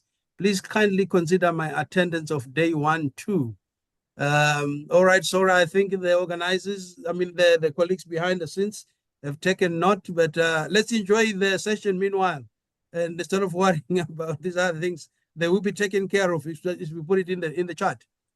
Osaritini says here to get the survey questions, and they are putting there. People are seemingly worried about the survey more than enjoying the session here, Gordon. But they will. I'm sure Gordon and colleagues will help us to answer. Ibiwumi, thank you for the opportunity to drink from the event. I think we saw that comment earlier on. So anyway, colleagues, I was saying that this session was also sitting right at the intersection of two urgent truths. Africa cannot wait for external solutions to its food and health challenges. And African research is already producing homegrown innovations that deserve global visibility. So that is really the point. And I think it was quite deliberate for us to have this very broad session focusing on agriculture, food systems, nutrition, and biomedical intervention, very deliberately broad, so that because the real world problems that we study do not respect disciplinary silos. A child's malnutrition is not just a nutritional problem. It is an agricultural value chain problem. It is a food systems problem, and sometimes a biomedical, innovation problem. Sometimes also even issues of inequity. You can have one country producing a lot, but you'll find 20% eating for 80% of the population, and 80% of the people eating 20% of what is produced. And those others, and others throwing the food away, whilst others do not get by. So there's a number of issues here, I think, if we look at it from a complexity and a transdisciplinary perspective. So we hope that we have, through in a very small way, through the session, have managed to achieve that, and indeed to showcase, African-led solutions, and of course, trumping the deficit narrative of what is missing there. Tolupe said, good day to our presenters. Good research is. I thought I saw this earlier on.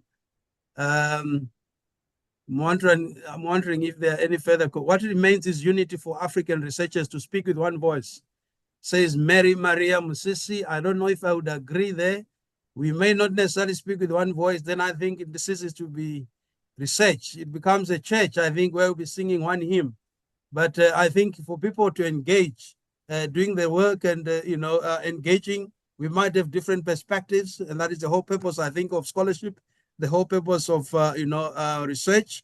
And then we see, what wins the day, as long as you are able to scientifically prove, on our own terms and, in our own sciences.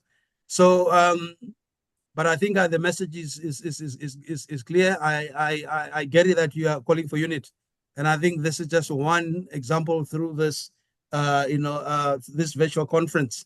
African Voices for Transdisciplinary Research. It's us coming together and doing things and making the music and spreading the love, I think, so to speak. So, but thank you, Mary, for that, Mary Maria Musisi. Any further comments? Yeah, thank you, Dr. Muya. I enjoyed listening to your summary, and I see that we have about 15 minutes left. Maybe we could just do a few engaging discussion about what does this mean.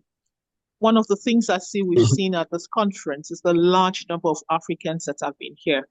I think we should do a little more just beyond attending the conference, but seeing and engaging across with participants who have presented. I'm sure the senior persons who made keynote address or skills building session will be very, very pleased to actually engage with us. please don't ask the organizers for their contacts because we don't know where to get you. You saw the name, you saw the issues. Google them, look for them, and introduce yourself. You heard this, you want to ask questions. I can assure you 1,000% that they are very much invested. But Google Dr. Muya and ask him, oh, you said this. It's likely, very unlikely that he would not reply. You did listen to speakers who presented their work. Write to them and say, look, we need to start creating the South-South collaboration. I am doing this and you are doing this based on transdisciplinary research. Can we join hands across the continent and do this? This is the purpose of this platform.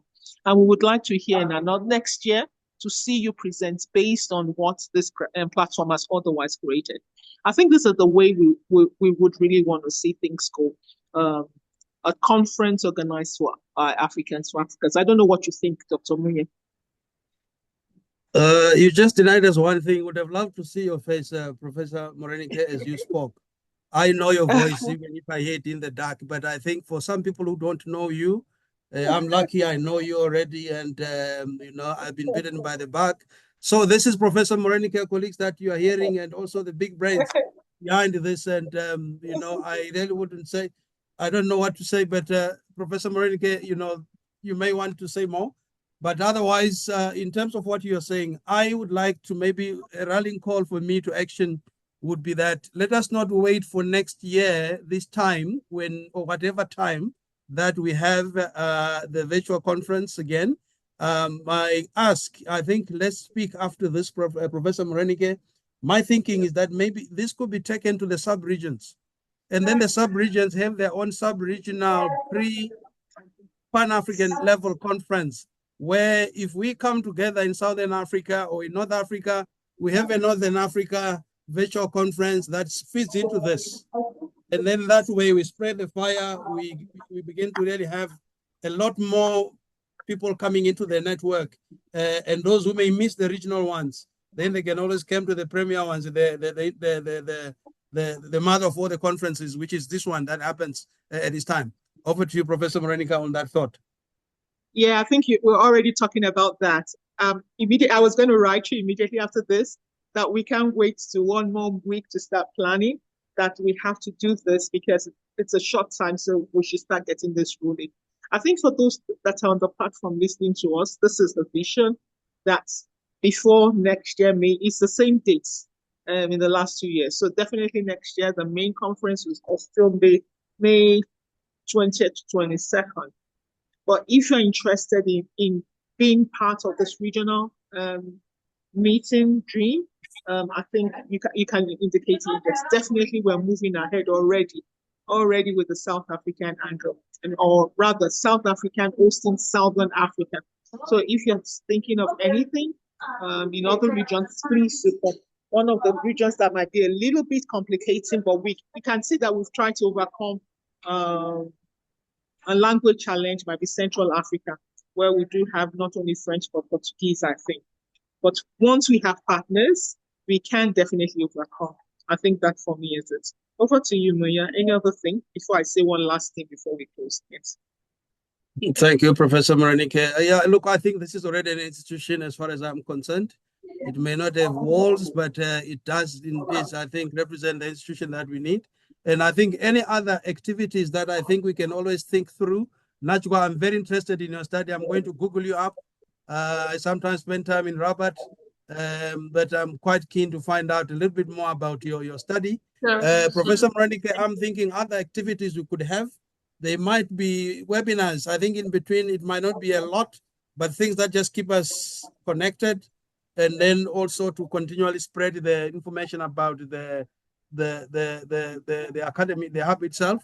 Then it will fit into the regional events that will happen. The language barrier, I understand it, I appreciate it. We will see once we get to that. I think the intention is so pure, and the intention for me is just really so important that somehow we may be able to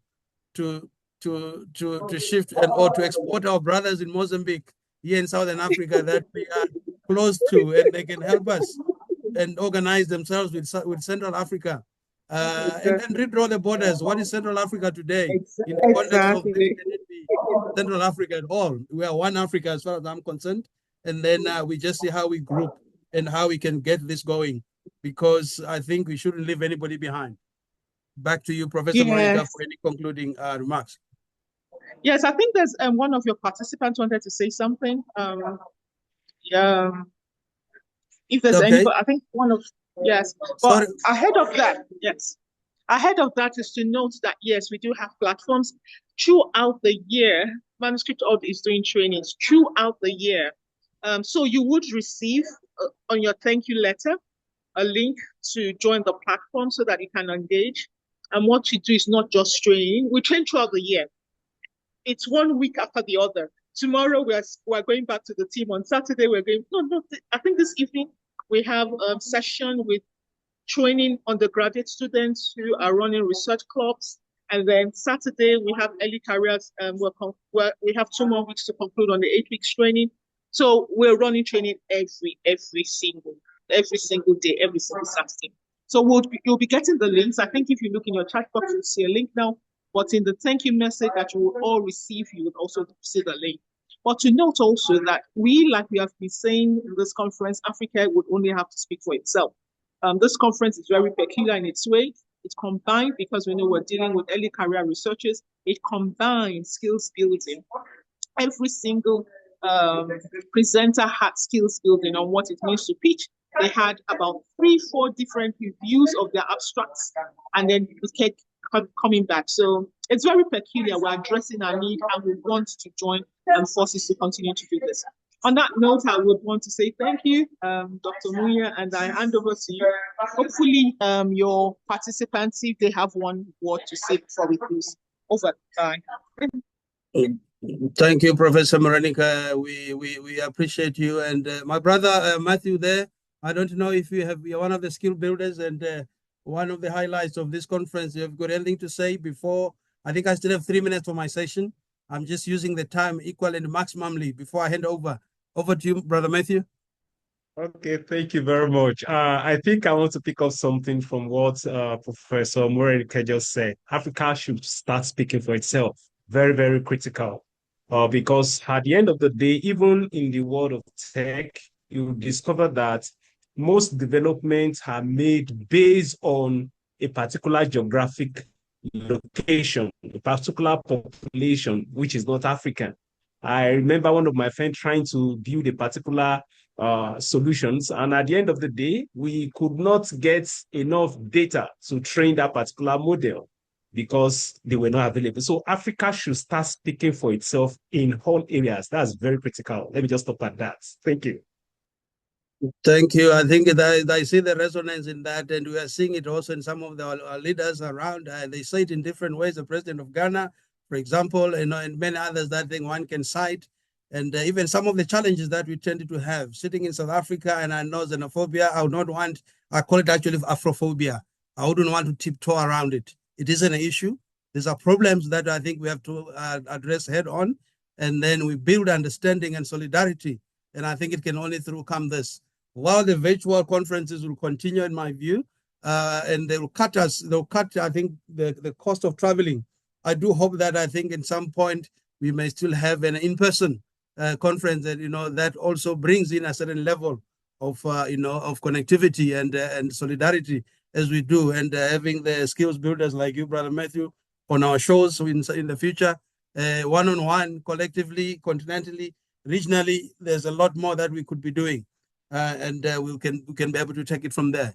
I don't know if there are any other questions or comments. I've got 1 minute before I hand back over. My session is just coming to an end. A few seconds, I think. If there are no more questions or comments, I'm happy to hand over back to you, Gordon, and the colleagues at the Society for AIDS in Africa Secretariat in Accra. Thanking you very, very much and profoundly for the support and all the back, room operations that are going on, and people not realizing how much work you are doing. Some of us are seemingly very techno-savvy, but that has been made possible by the colleagues sitting in Accra, and I'm sitting in Cape Town, but they're making it look very easy and I'm not as techno-savvy as I seem or as I sound. But thanks to you, Gordon, and team at the Society for AIDS in Africa, Secretariat Office. Back to you.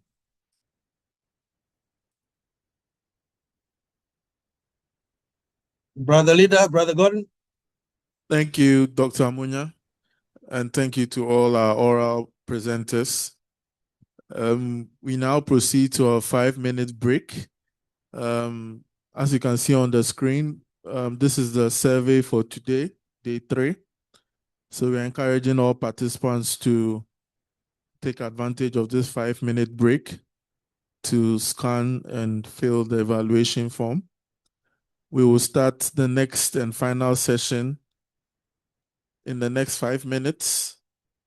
The skill building session, leveraging digital tools to support manuscript writing, for which we have the presenter as Matthew Oluwayeni, and our facilitator for the session, Dr. Tayo Owoye. So kindly take advantage of this 5-minute break to fill the evaluation. We start the next session in the next 4 minutes. Thank you.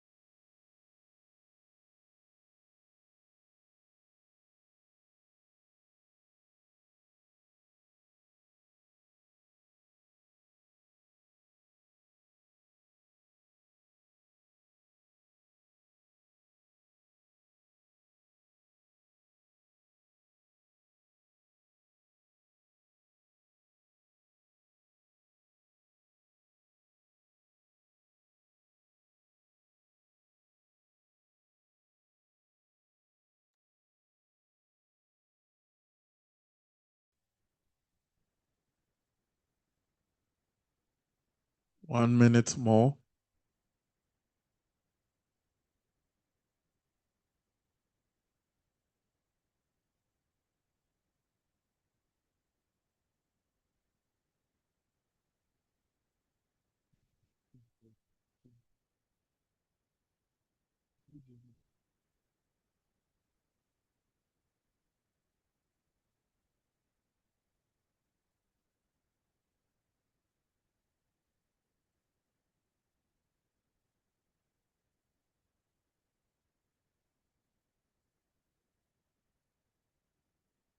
All right, so it's time. So I now call Dr. Tayo Ouye to take over the session. Thank you so much, my brother. I hope we are all doing well.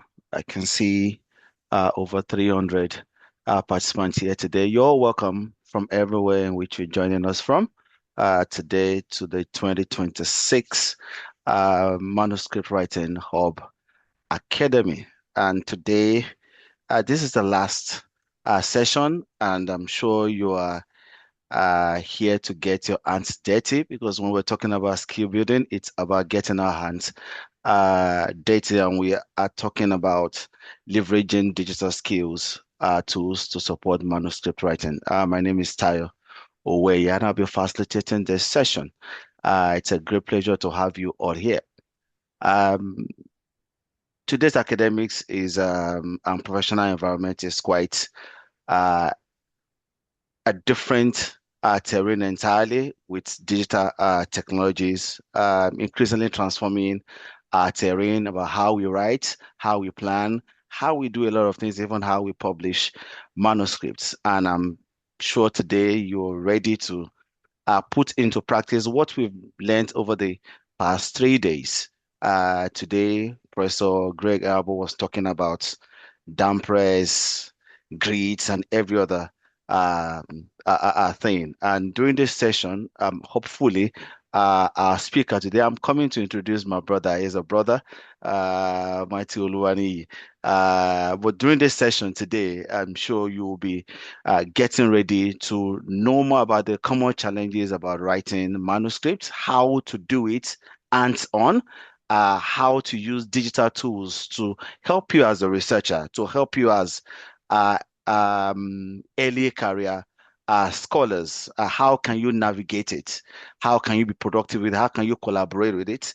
How can you make referencing, editing, writing a much more smoother process for you, and also to reflect how you can take this onto another level. So I want you to get your pens and paper ready, and get your questions also ready. Please use the chat box, the Q&A box, to post your questions. Use the chat box to put your comments in it while we get ready. And I'll be introducing Matthew Luwani. Now he's a researcher and is a writer that works at the intersection of AI governance, emerging technology policy, responsible innovation, and also institutional transformation. What it does best is to demystify the technical aspects of research writing, helping scholars move from the blank pages to a published or polished manuscript by using the right software and digital workflows. Please, you can get to know more about Matthew Oluwani very well. You can Google him. You can hear Professor Upon said earlier on that you can Google all of the speakers and try to contact them. So you can Google him and get more to know about him. So I encourage you to get ready, as this will be a very interactive session for you. And by the end of the session, I hope you have a greater confidence in identifying and using these digital tools for your own productivity. I hand over to my brother, Matthew Oluwani. You can take it off from here. Hello, Thank Matthew. you very Yeah. much. I appreciate this opportunity. Okay, can you hear me? Okay, thank you. Yeah, thank you very much. I appreciate this opportunity to be able to interact with participants in this training, and to also get us some tools that is going to help us. You permit me, let me share my screen so that I can share my presentation straight away.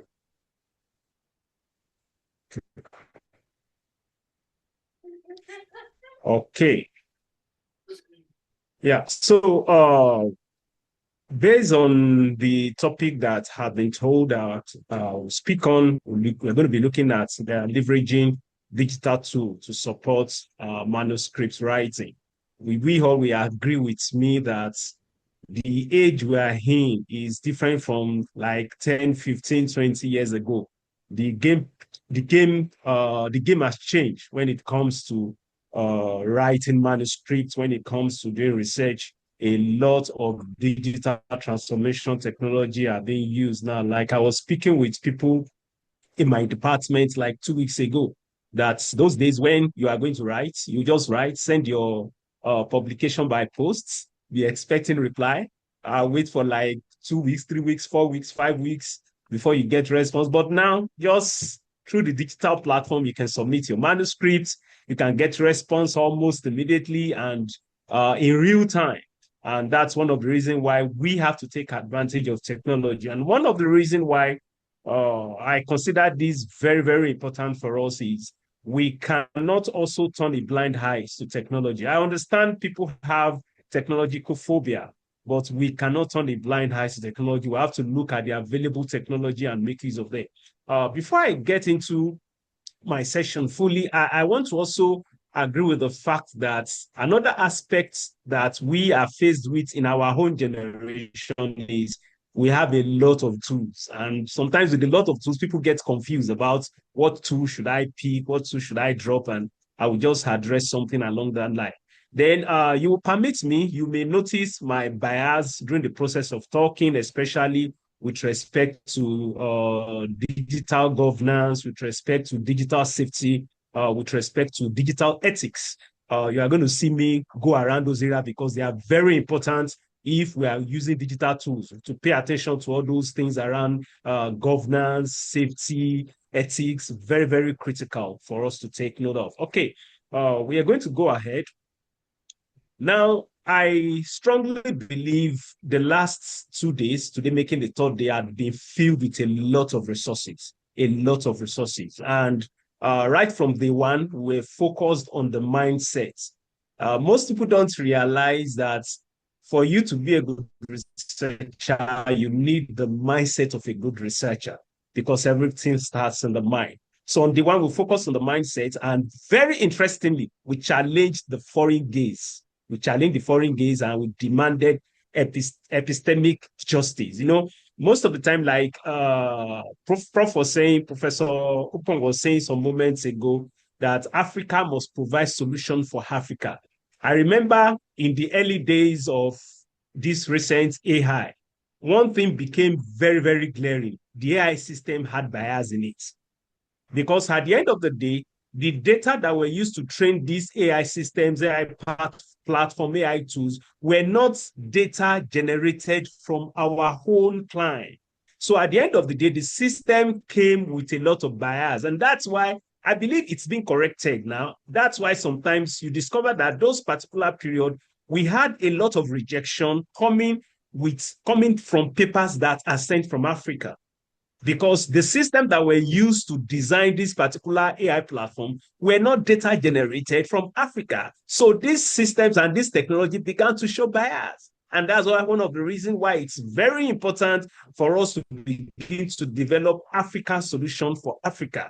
Very important. And we are not just looking always towards the foreign gaze. So it's very important we pay attention to that. Then day two, we started talking about the story. You know, after establishing the mindset, we started talking about the story, and we started talking about democratizing research through storytelling and community engagement. I will still refer to the session I had with people in my department, and there's something very germane for me and it's very important to me.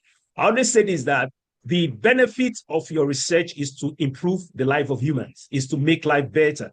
So if your research ends up as just a presentation or a tool for promotion in your different institution, personally, I believe the aim is defeated.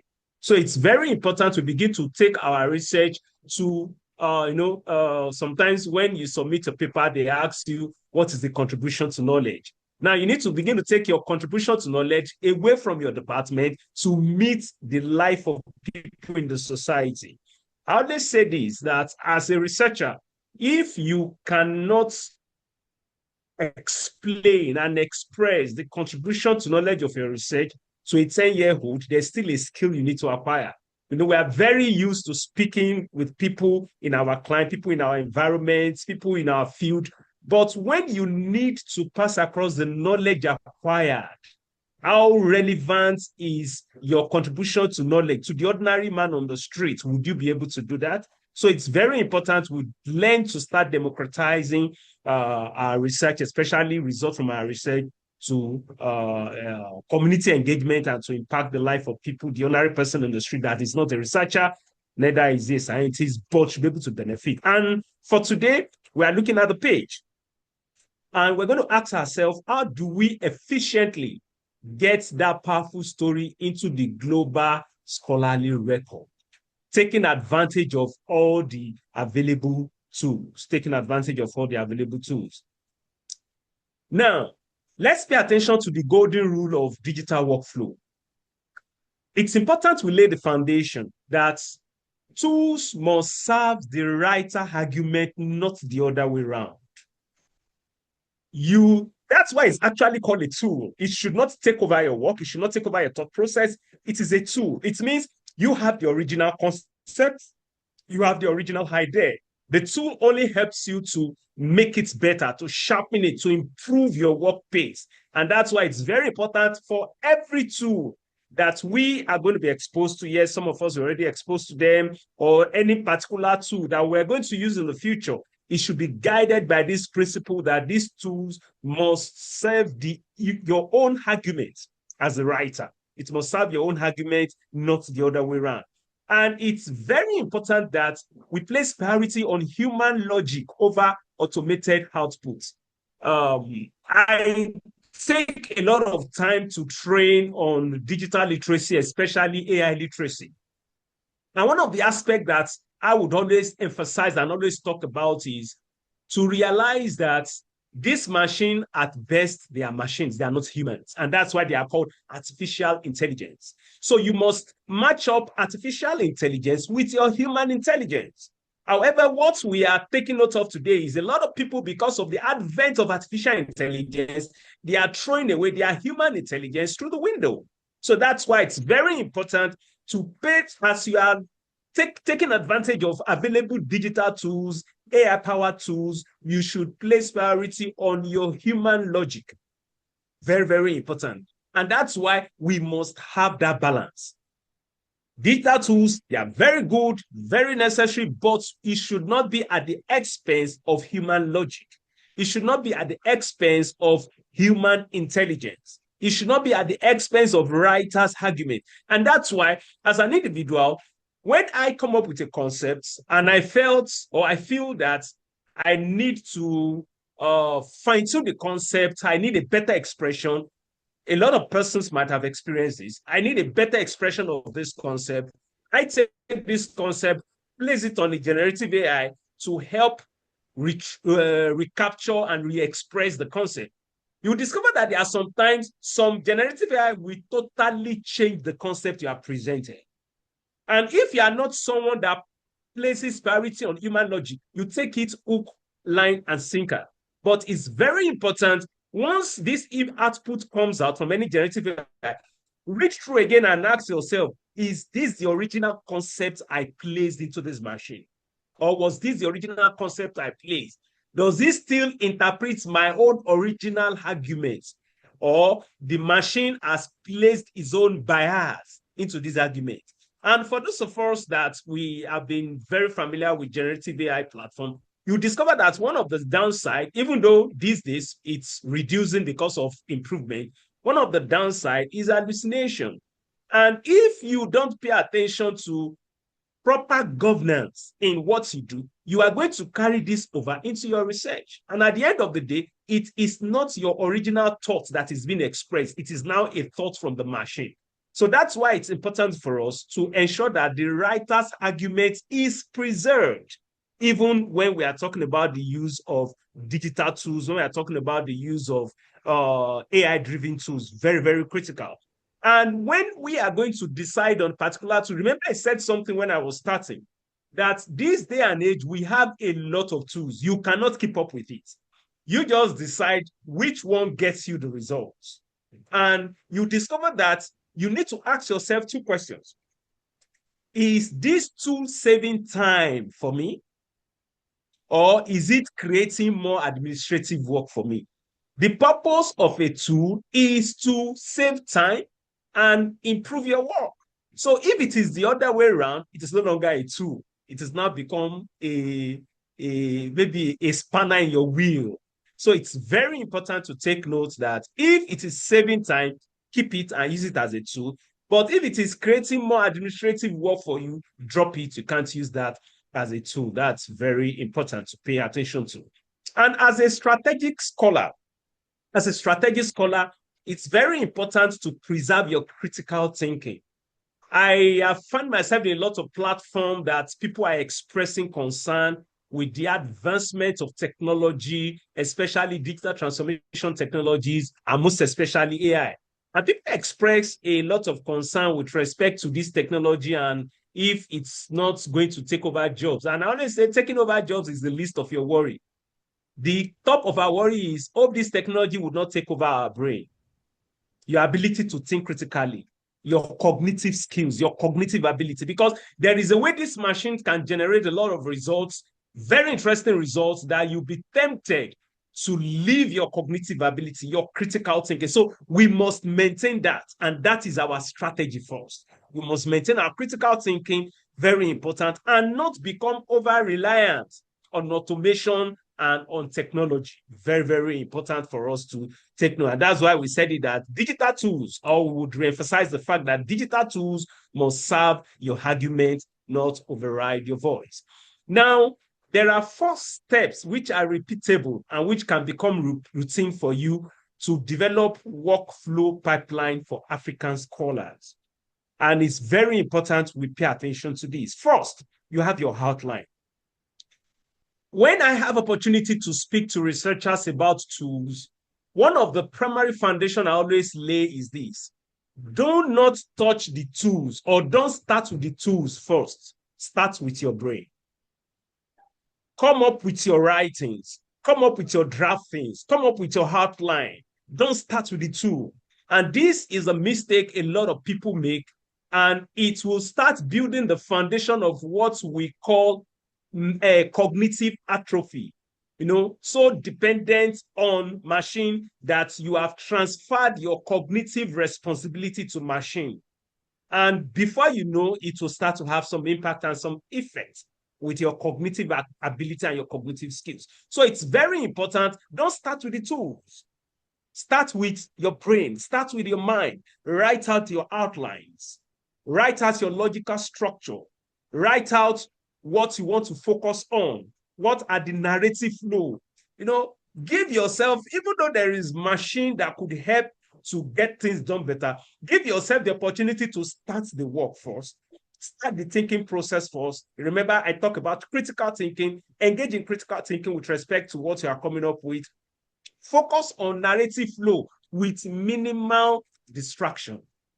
Focus on narrative flow with minimal distraction. Then after writing, you begin to look into citation. Definitely, you have to start using tools here. Example, Zotero, and we're going to focus on Zotero in a moment. You start making use of tools like Zotero. Very, very important, very, very critical tool. Then we get into polishing your work. You refine your syntax, not your argument. And most of the time, you could use generative AI to achieve this. But remember the clause: your argument must be preserved. Your argument must be preserved so that the machine don't take over your argument and turn it into something else, but your argument must be preserved. Now, step 1, structural planning and outlining, building a logical scaffold. Now, one of the things we want to aim at is to reduce cognitive load. We live in an age that we have information overload.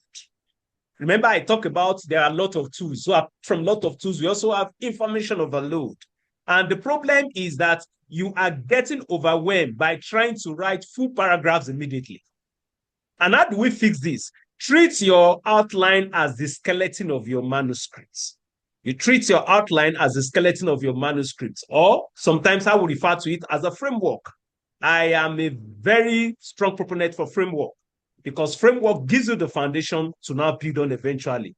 And some of the tools that can help us in achieving this is, example, we have mind mapping tools that we put in graphical terms, those thought patterns, those workflow that you expect to follow through your work. You know, we have Xmind, we have Miro, we have Simple Text Editor.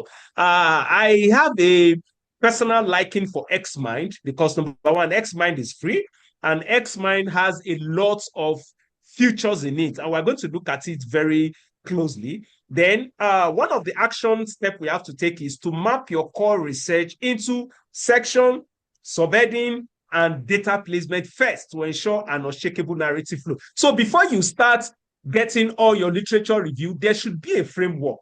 And one of the things that can help you to develop a framework is to use mind mapping tools. And like I said, example of mind mapping tools is the Xmind. Now, when you check this other side of my slide, you would see how an Xmind work. I think this is an Xmind interface, how it works. Very fast, since this is supposed to be an hands-on, I would quickly take us through something. Now, with respect to Xmind, it's important to, with respect to Xmind, it's important to take note of the fact that it is meant to help to organize your thoughts. You know, it's meant to help to organize your thought. It's meant to help to tap into creativity. And because of our time, I will quickly get into my screen since I'm still sharing my screen. Okay. Okay. Yeah. Let me do this. Now, for Xmind. Okay.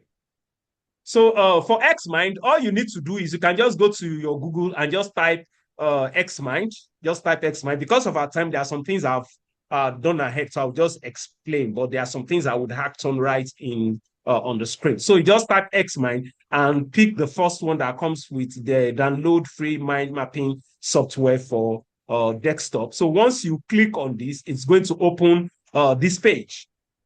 And it says, map your mind, clear your next step. Remember, it is meant to help us to start developing your framework into your research and your write-up. Now, for Xmind, I think it's currently only available for Windows user. I don't think it's available for Mac OS or any other operating system. It's available for Windows. So for Xmind, to help to map your mind, you would need to be on a Windows operating system. However, if you don't have a window or your operating system is not Windows, you just need to scroll down, and you see Try Xmind Online. So what we are going to do, to save us time of downloading the software, we are going to click on Try Xmind Online. And when you click on Try Xmind Online, this is the next page it's going to open. It will open this page. Now, when you come to this page, it's very important to take note that there are different ways you can use this Xmind application or this Xmind tool. Remember, it is meant to create the initial framework that you can always edit and work around to determine your pathway and your pipeline. Now, if you are a first-time user,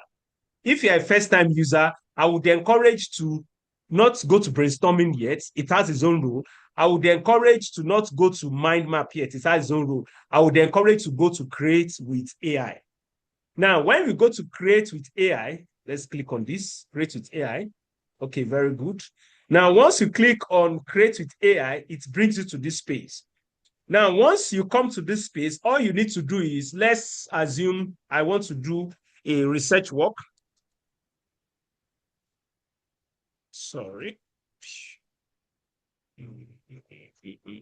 Okay. Research. Work on.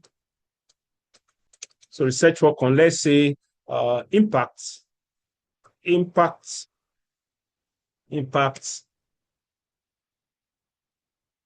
So,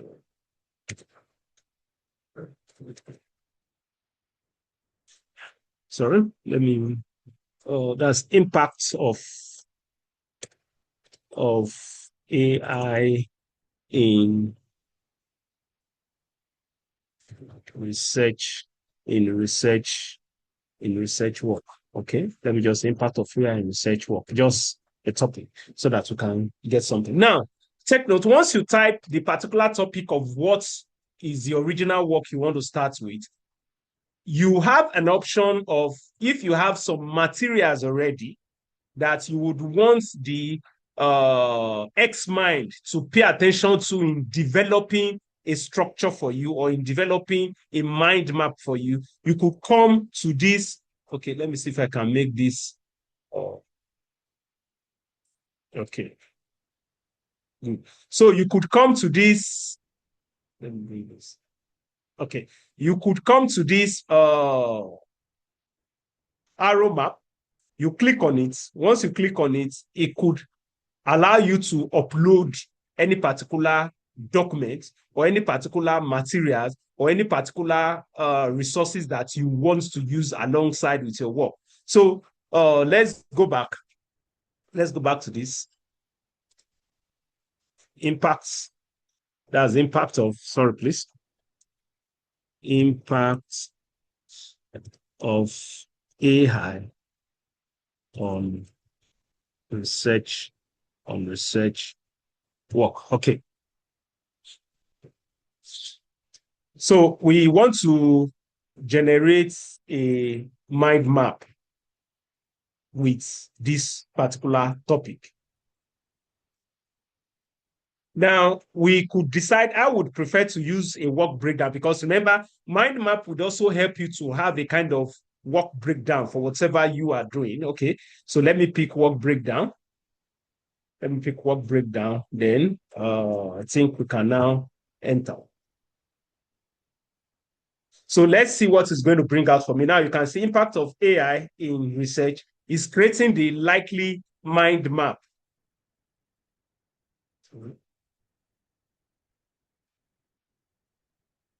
Sorry.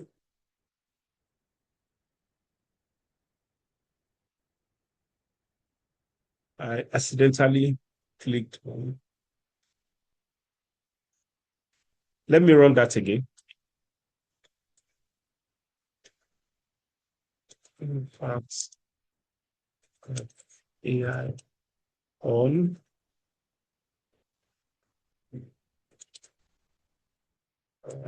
research. French. Okay.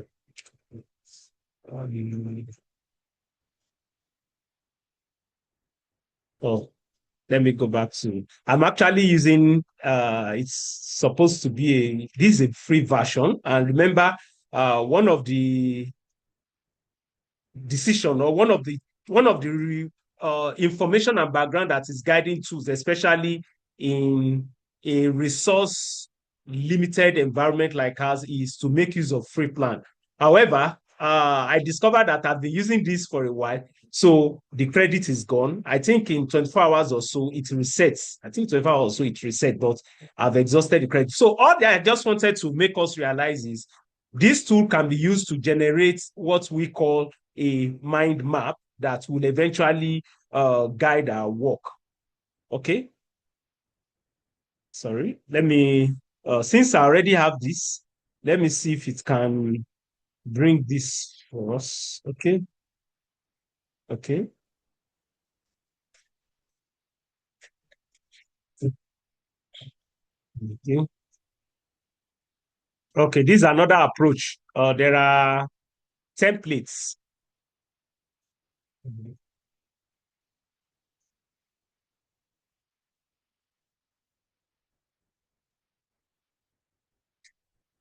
So the purpose of this is to help us to get some basic exposures. Definitely would not be able to have the perfect skills acquired, but it gives us that exposure that we can go back on our own to sit over, and like we have been told, at any particular point in time during usage, if you are facing any challenge, please be very free to reach out. Now, another step we need to look at is seamless reference management. Referencing is one thing you cannot do without in research. And that's why we need to ask ourselves what tool can help us to conquer the citation headache. And remember, we want to pay attention to free tools, and most especially that would not require so much bandwidth of internet. Now, bandwidth, Roddy, bandwidth, not bandwidth, bandwidth of internet. Now, we are paying attention to Zotero for a particular reason. Number one, it is 100% free. Then it is open source. It is 100% free. It is open source. It means you are not paying for any software upgrade. Then also it levels the global playing field. The same Zotero that I'm going to use in Nigeria is the same you are going to use in South Africa, is the same you are going to use in South America. It provides a level playing field. Now, another advantage, especially once you have Zotero installed on your machine, that is on your laptop, you can work offline on it. It works fully on your local machine. It's not saving your data in the cloud.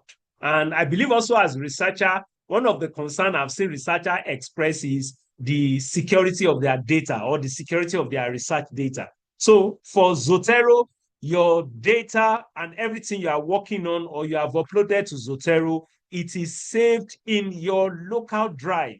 It is not saved in the cloud. So that security is there. Then also it helps to keep your data local without consuming internet bandwidth. It helps to keep your data local. That is, the data is resident on your device. Then also one of the benefits of Zotero is it collects citations and PDF offline from multiple sources with just a single click. Then also you can cite while you write both offline in Word and using Google Doc. And what you have here is the interface of Zotero. Because of our time, I would also just play a short video, then take us to the interface briefly of Zotero. Take us to the interface of Zotero, what it can help to accomplish. So, okay. Okay. Now, it's important to take note that Zotero is a tool that, number one, remember, it is free. Number two, it is open source. And number three, it saves the data on your device. Your data is not saved in the cloud. And that's why it's a very excellent reference manager. Now, compared with the previous tool, Xmind works mainly for Windows, but Zotero works for both Windows, Mac iOS, and other operating system. Very important. Now, I would want you to pay attention to this in the process of working with Zotero. Once you, let me take us to the web page. I believe I got it opened. So, okay.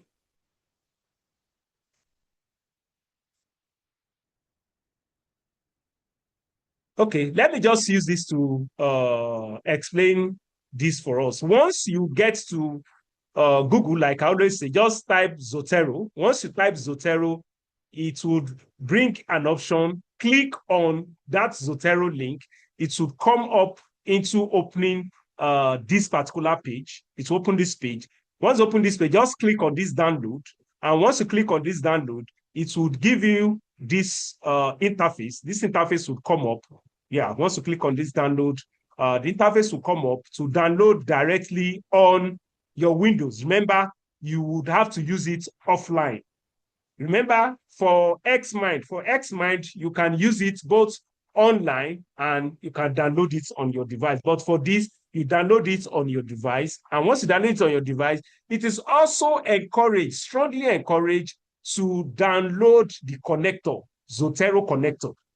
Now, the purpose of the Zotero connector is if you eventually are working online, it can also start doing that automated referencing work for you. So that if you pick a particular document online, you don't need to start copying the reference of that particular document or that particular article online. You don't need to start copying the reference. You just click on the Zotero link. It will automatically extract the reference out for you to use and quote, especially if you are picking your references directly online. So it's important we pay attention to that. Okay, I still have some time. So once you get it downloaded, pay attention to all these interfaces. Let's just move fast so that we can. Okay, now Remember, like I made mention, it's very important to install connector. Then please, when installing your connector, install the connector according to your web browser. If you are using a Mozilla, install a connector for Mozilla. If you are using Chrome, install connector for Chrome. If you are using Edge, that is Microsoft Edge, install connector for Edge. If you are using Safari, install connector.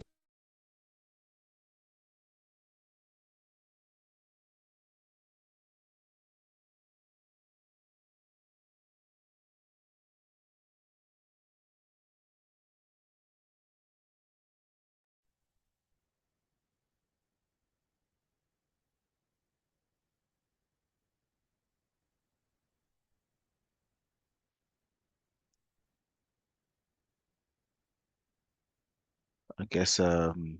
Luani has some connecting issues, so please just kindly bear with us as the connection gets stabilized. Okay. I think we lost him over there. He'll be signing back very soon. And please just have some patience. We know the challenges that we're having, but we are actually getting over it.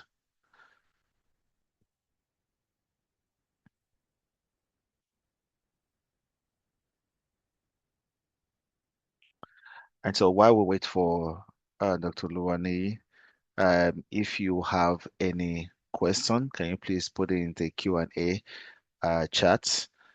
Any comments, you can also put it there so that we can get this session engaging. Oh, you're welcome back. Sorry about that. To Matthew. I mean, we understand what is the connection issue. So Okay. you want to bring up your, although you have just about a few minutes to go, just about three How many minutes do I have minutes. left? You have 3 minutes. 3 minutes? Okay, let me just Yes. conclude it. Okay. I'll just conclude it. Yeah, thank you. Okay, so sorry about that. One other tool that I feel a lot of persons have commonized. Sorry, is my screen on? No, not yet. Not yet. Oh, sorry. Yes.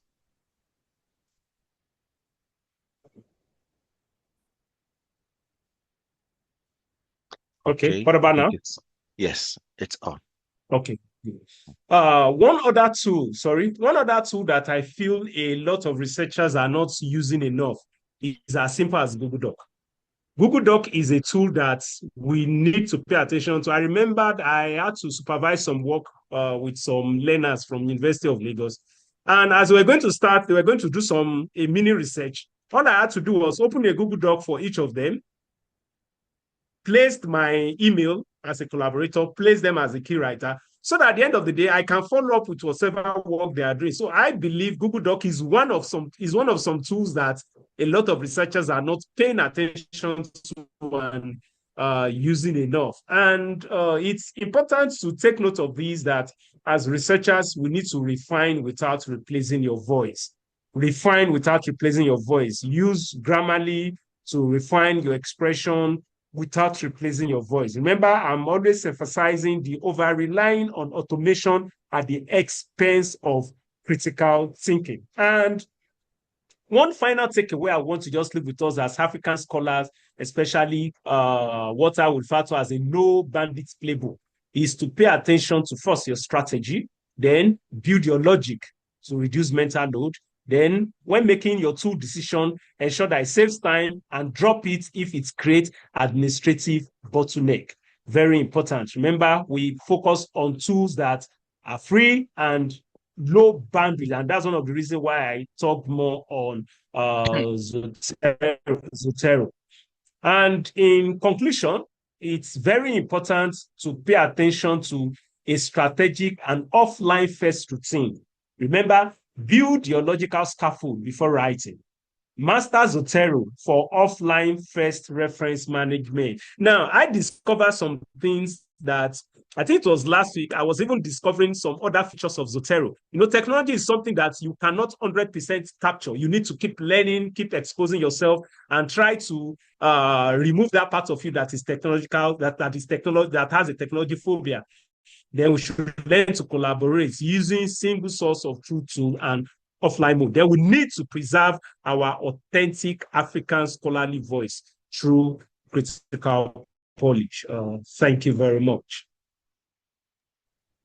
Thank you so much, Matthew Oluwani. It's been wonderful listening to you and your breakdown of leveraging the digital tools. If I may just give more like a summary of what you've done in the last 37 minutes or so, is that for our participants, you will see the trajectory or the trajectory of what Oluwani had actually presented to us today, coming from the part of the mindset. And that is, I think, the first part in which he actually on it on about our mindset must be right as a researcher. If you had followed everything that has been said from day one, day two, even for today, where we've been encouraged to also rise from our failures, our mindset is actually key in getting the benefits of research and to make life better. He also honored that aside from that mindset is also for us to know what our research will do. It's not just to place them on the shelf, but get them out there to impact our lives. And if there is anything that keeps coming up, recurring in this session is your voice must be original. Your voice is key. Whatever machine, whatever tools that you may be using, your voice is actually key in getting your manuscript accepted, in getting your manuscript out there, irrespective of the machine, irrespective of the tools that you may be getting. And I guess I'm looking for some questions around here, but we don't have any questions yet. But I think I have a question for my brother here today. So in terms of using all of these tools, how do you balance between increasing productivity and preserving our intellectual ownership? You've talked about critical thinking, but how do we balance it? So much so that the brain is a powerhouse for intelligence, but we also have so much intelligence out there. How do we get our brain to really take the upper hand and not the tools, practical steps in getting our brain to take the upper hand? You've talked about Zotero. There are quite a number of tools out there. Zotero I had several years ago. I think I tend towards using Mendeley a lot. These are tools for us to use, but how do we balance it? So much so that we can be productive, balancing how we use all of these things together for our own work in the African terrain. Okay, thank you very much. I would encourage the sandwich approach. And what's the sandwich approach? Start with your brain, get tools to work, let your brain check again. I would really encourage that, because at the end of the day, when it comes to governance, when it comes to digital governance, it's very important when you use a tool, before you push the result out, let an human still look at it. Let an human still take a look. So that's why I would recommend the sandwich approach. Start with your brain, get tools to work, then check it out again before you push it out. Thank you. Thank you so much. We're having some discussions some days ago here, and someone just said that AI has been around for quite a long time, even before the prevalence that we have today. Humans have been AI, just like you said earlier on. We write, but we give to someone else to help us. What is the person doing? The person is standing in the place of AI, where the person helps you to proofread, to correct, and do all sorts.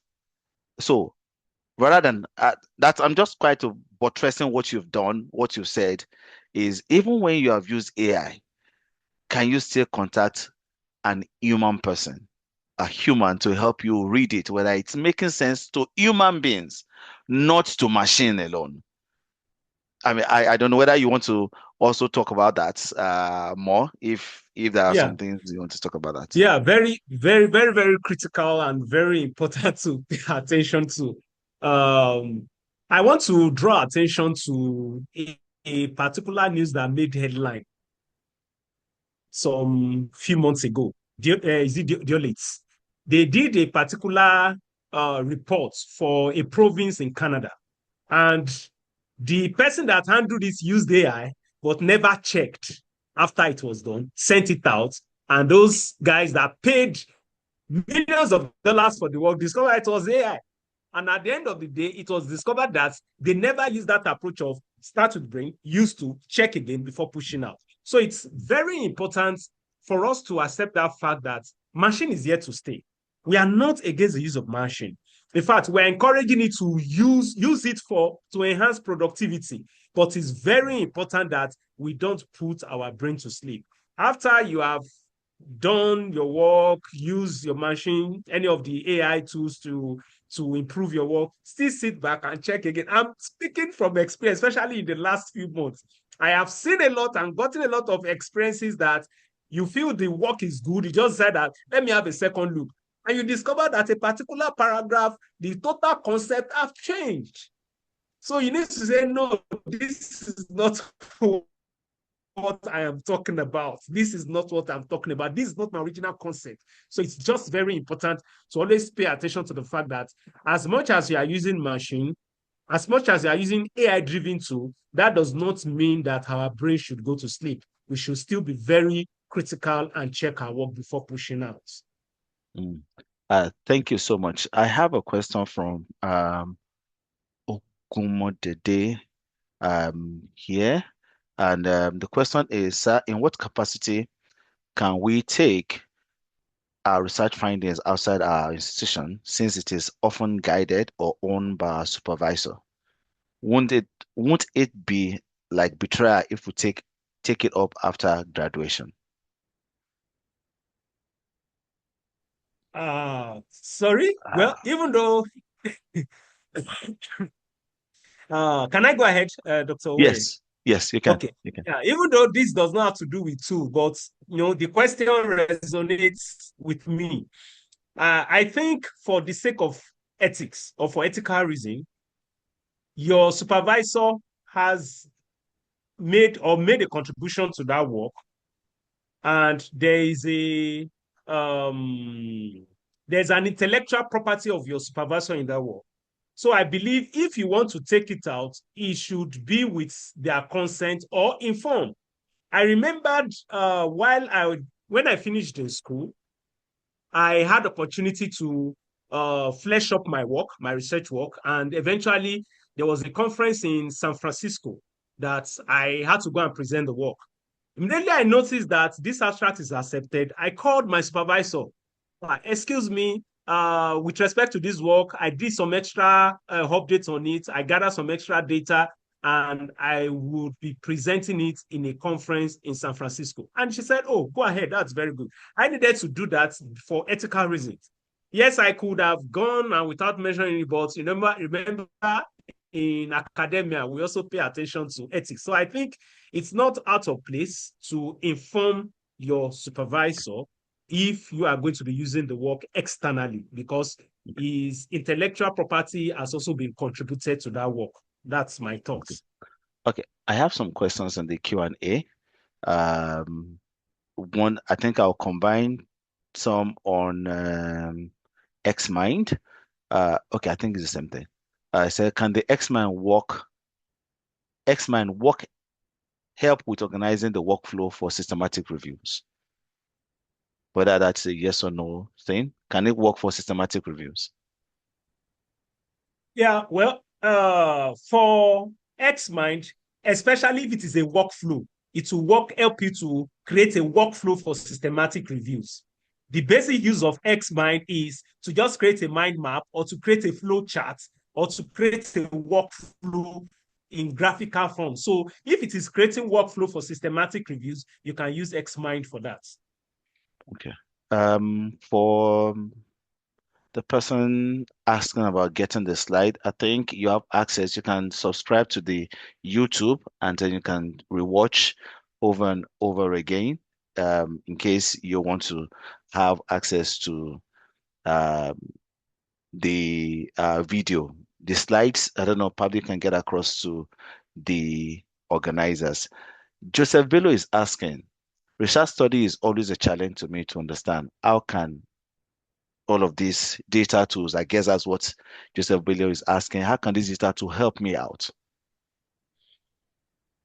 Okay, with respect to this topic, I would encourage this. Number one, you have I remember we always say start with your own brain first. You have an idea of what is the particular area of interest with respect to your research. Remember, every research is meant to solve a problem. What problem will your research be solving?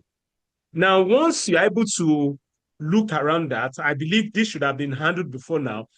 It's also important to begin to look at what are the related researches that had been done in this particular aspect that I'm looking at. Remember, we are going somewhere. What are the researches that have been carried out? And that's when you check, you search online using Google Scholar, or after you type your topic, just add scholarly at the end of your topic. So it's going to just bring out research that is related to that so that you have an idea of what are the other research that have been done in this direction. Now, you now come to your own main research, like you have placed, that research study is always a challenge for me to understand. How can I be helped out? One of the things I would ask you to do is, I want to believe, I don't know if this question is well framed, but let me just go ahead with what I assume is asking. One of the things I would encourage you to do is look at a particular work that has been done. If you have the opportunity to download it from maybe Google Scholar or ResearchGate or from any of the other platforms, and you're able to download, pick that particular download and upload it on a generative AI and put in your prompt. For instance, you want to find out what is this research study about, as if I understand your accent. What is this research study about? It's going to give you a very brief summary, and you would use that to see if it goes in line or if it provides a guiding rail for the work that you want to carry out. Because at the end of the day, you discover that when it comes to research, there is really no new thing. That's why we're calling it research. You are researching. So it's likely someone has done something in that line, and you need to look at another dimension, another perspective of that work. Sometimes the perspective might be geographical perspective or scope. Sometimes the perspective might be gender. So you could now decide that, okay, the aspect of study, if I understand you well, the aspect of study I want to embark on is the gender influence on this particular issue that is being discussed, or the geographic influence on this particular study, the economic influence on this particular study. So I think that would help. If I understand your question very well, I think that would help you. Thank you so much. I'm going to compress about 4 or 5 questions together so that you can be able to. One is about which reference tool is, I guess, is saying the best in between Zotero, EndNote, and Mendeley.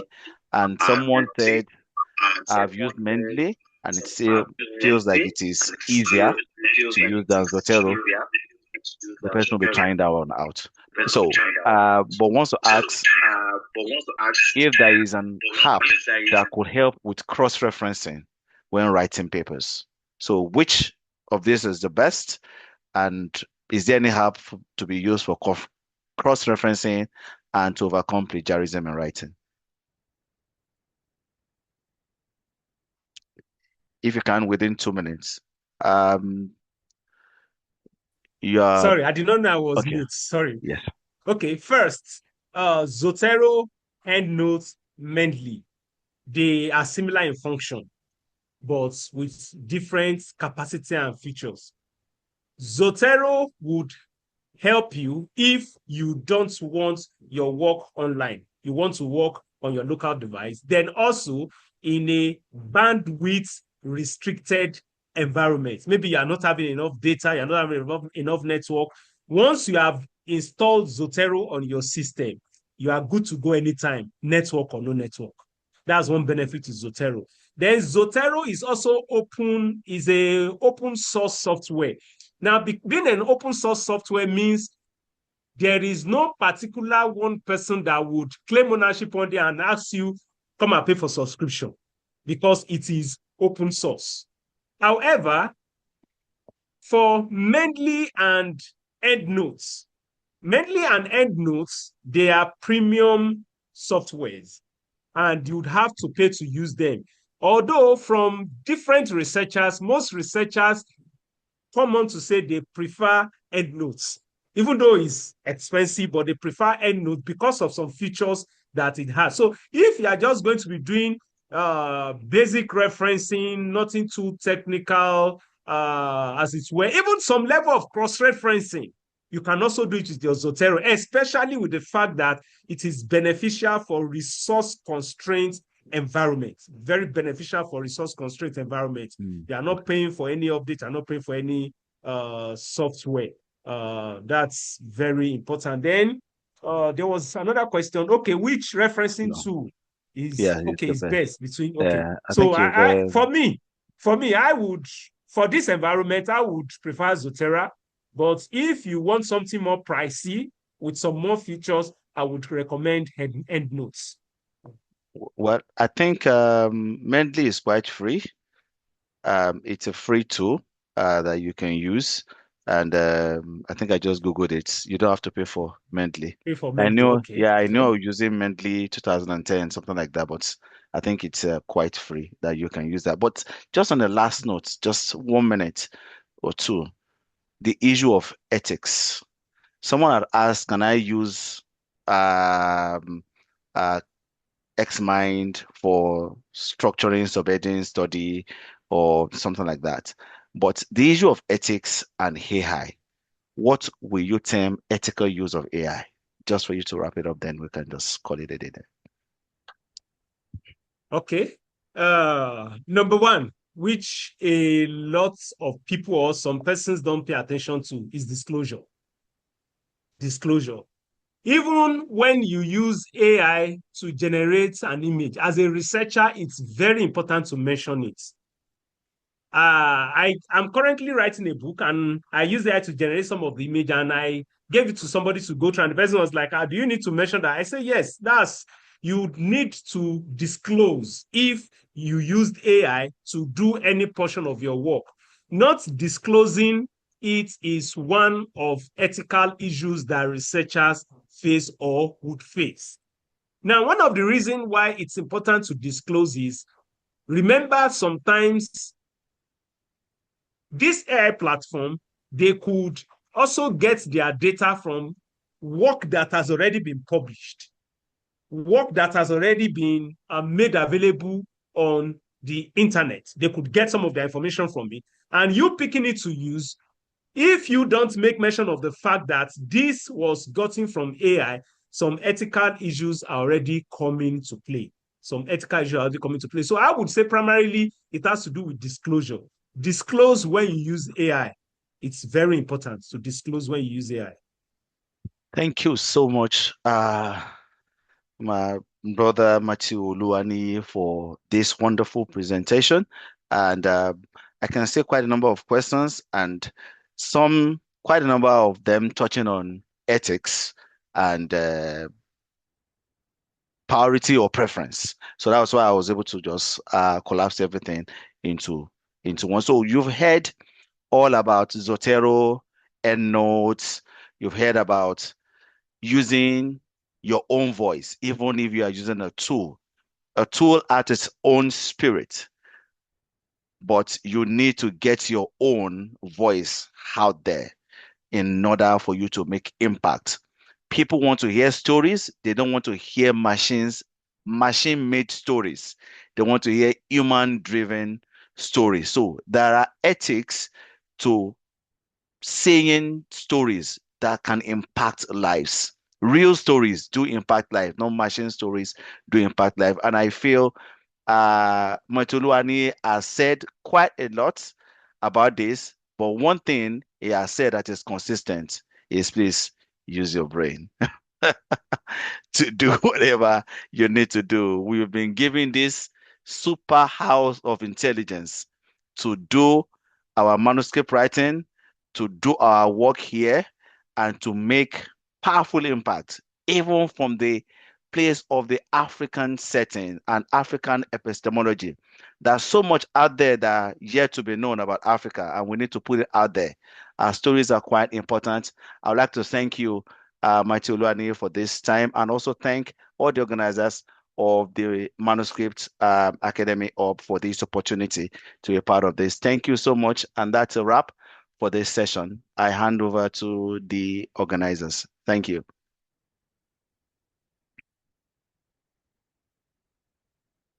You're on mute, ma. For the section that you moderated so perfectly well. We appreciate you. And now, at this minute, at this second, we have successfully come to the end of 2026 Manuscript Writing Hub Virtual Conference, tagged Amplifying African Scholarship, Writing for Impact in a Complex World.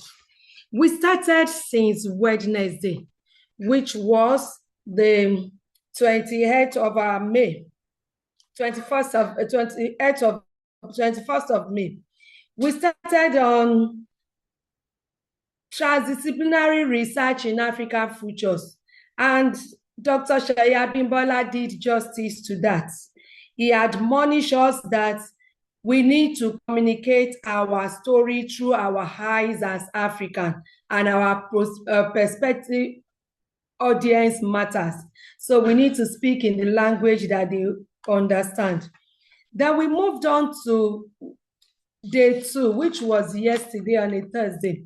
Professor Osayomi did justice to the untold story of Africa, finding our way using our own way.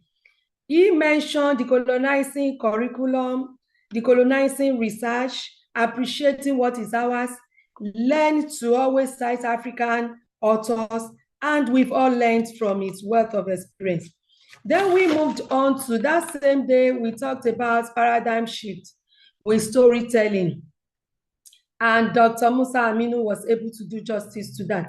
He talked about the importance of storytelling, how it matters from the village square to the highest level of policy influence, which was a quote from our own dear Professor Morenike Upong. And today, we have rounded up this conference, starting from Professor Greg Irabo, trying to tell us and make us see what the politics of publishing looks like. And he made a profound submission, saying we should never be discouraged. We should never be discouraged by rejection, and we should always count on our passion and perseverance. But above all, passions help us overcome all obstacles. Why are we in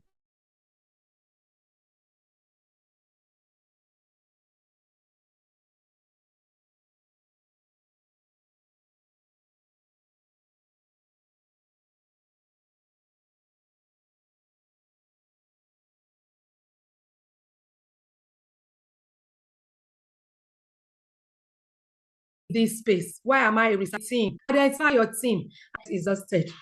He said a healthy well-being will come through division of labor, and you only do what you cannot outsource out. And there should be a balance between your work and family space. Don't get exhausted. Be the feminine, the masculine that you are meant to be. Don't run in another person's lane.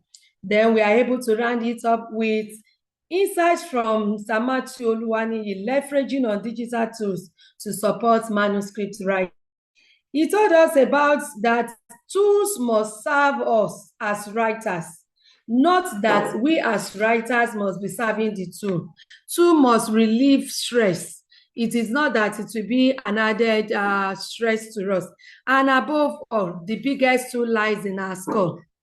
We should first highlight what the writing outline should be before we go through tools. We should not let tools, AI, take over what our brain can do. And I got this from him. He said, don't start with the tools to prevent cognitive atrophy. Start using your brain. Start using your brain. We should preserve our authentic African scholarly voice through critical polishing of our write-up. So we have come to the end of the conference, and we have two major announcements for us.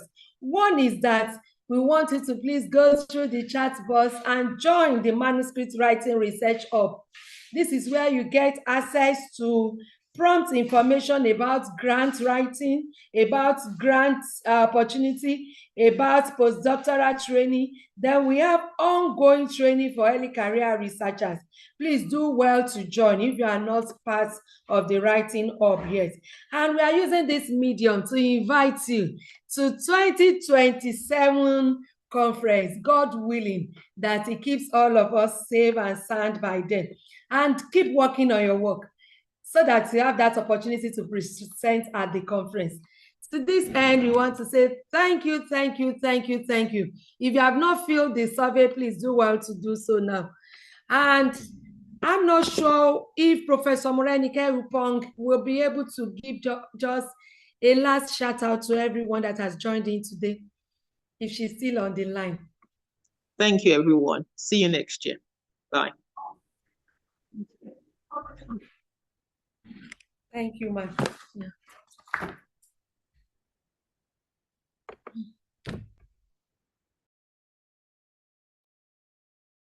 Thank you all, colleagues. Monya here from Cape Town, Stellenbosch University. It was nice and great to meet all of you. Let's keep the fire burning, spread the love, and really hoping to see some of you in person as we go. Thank you for all you do for the continent.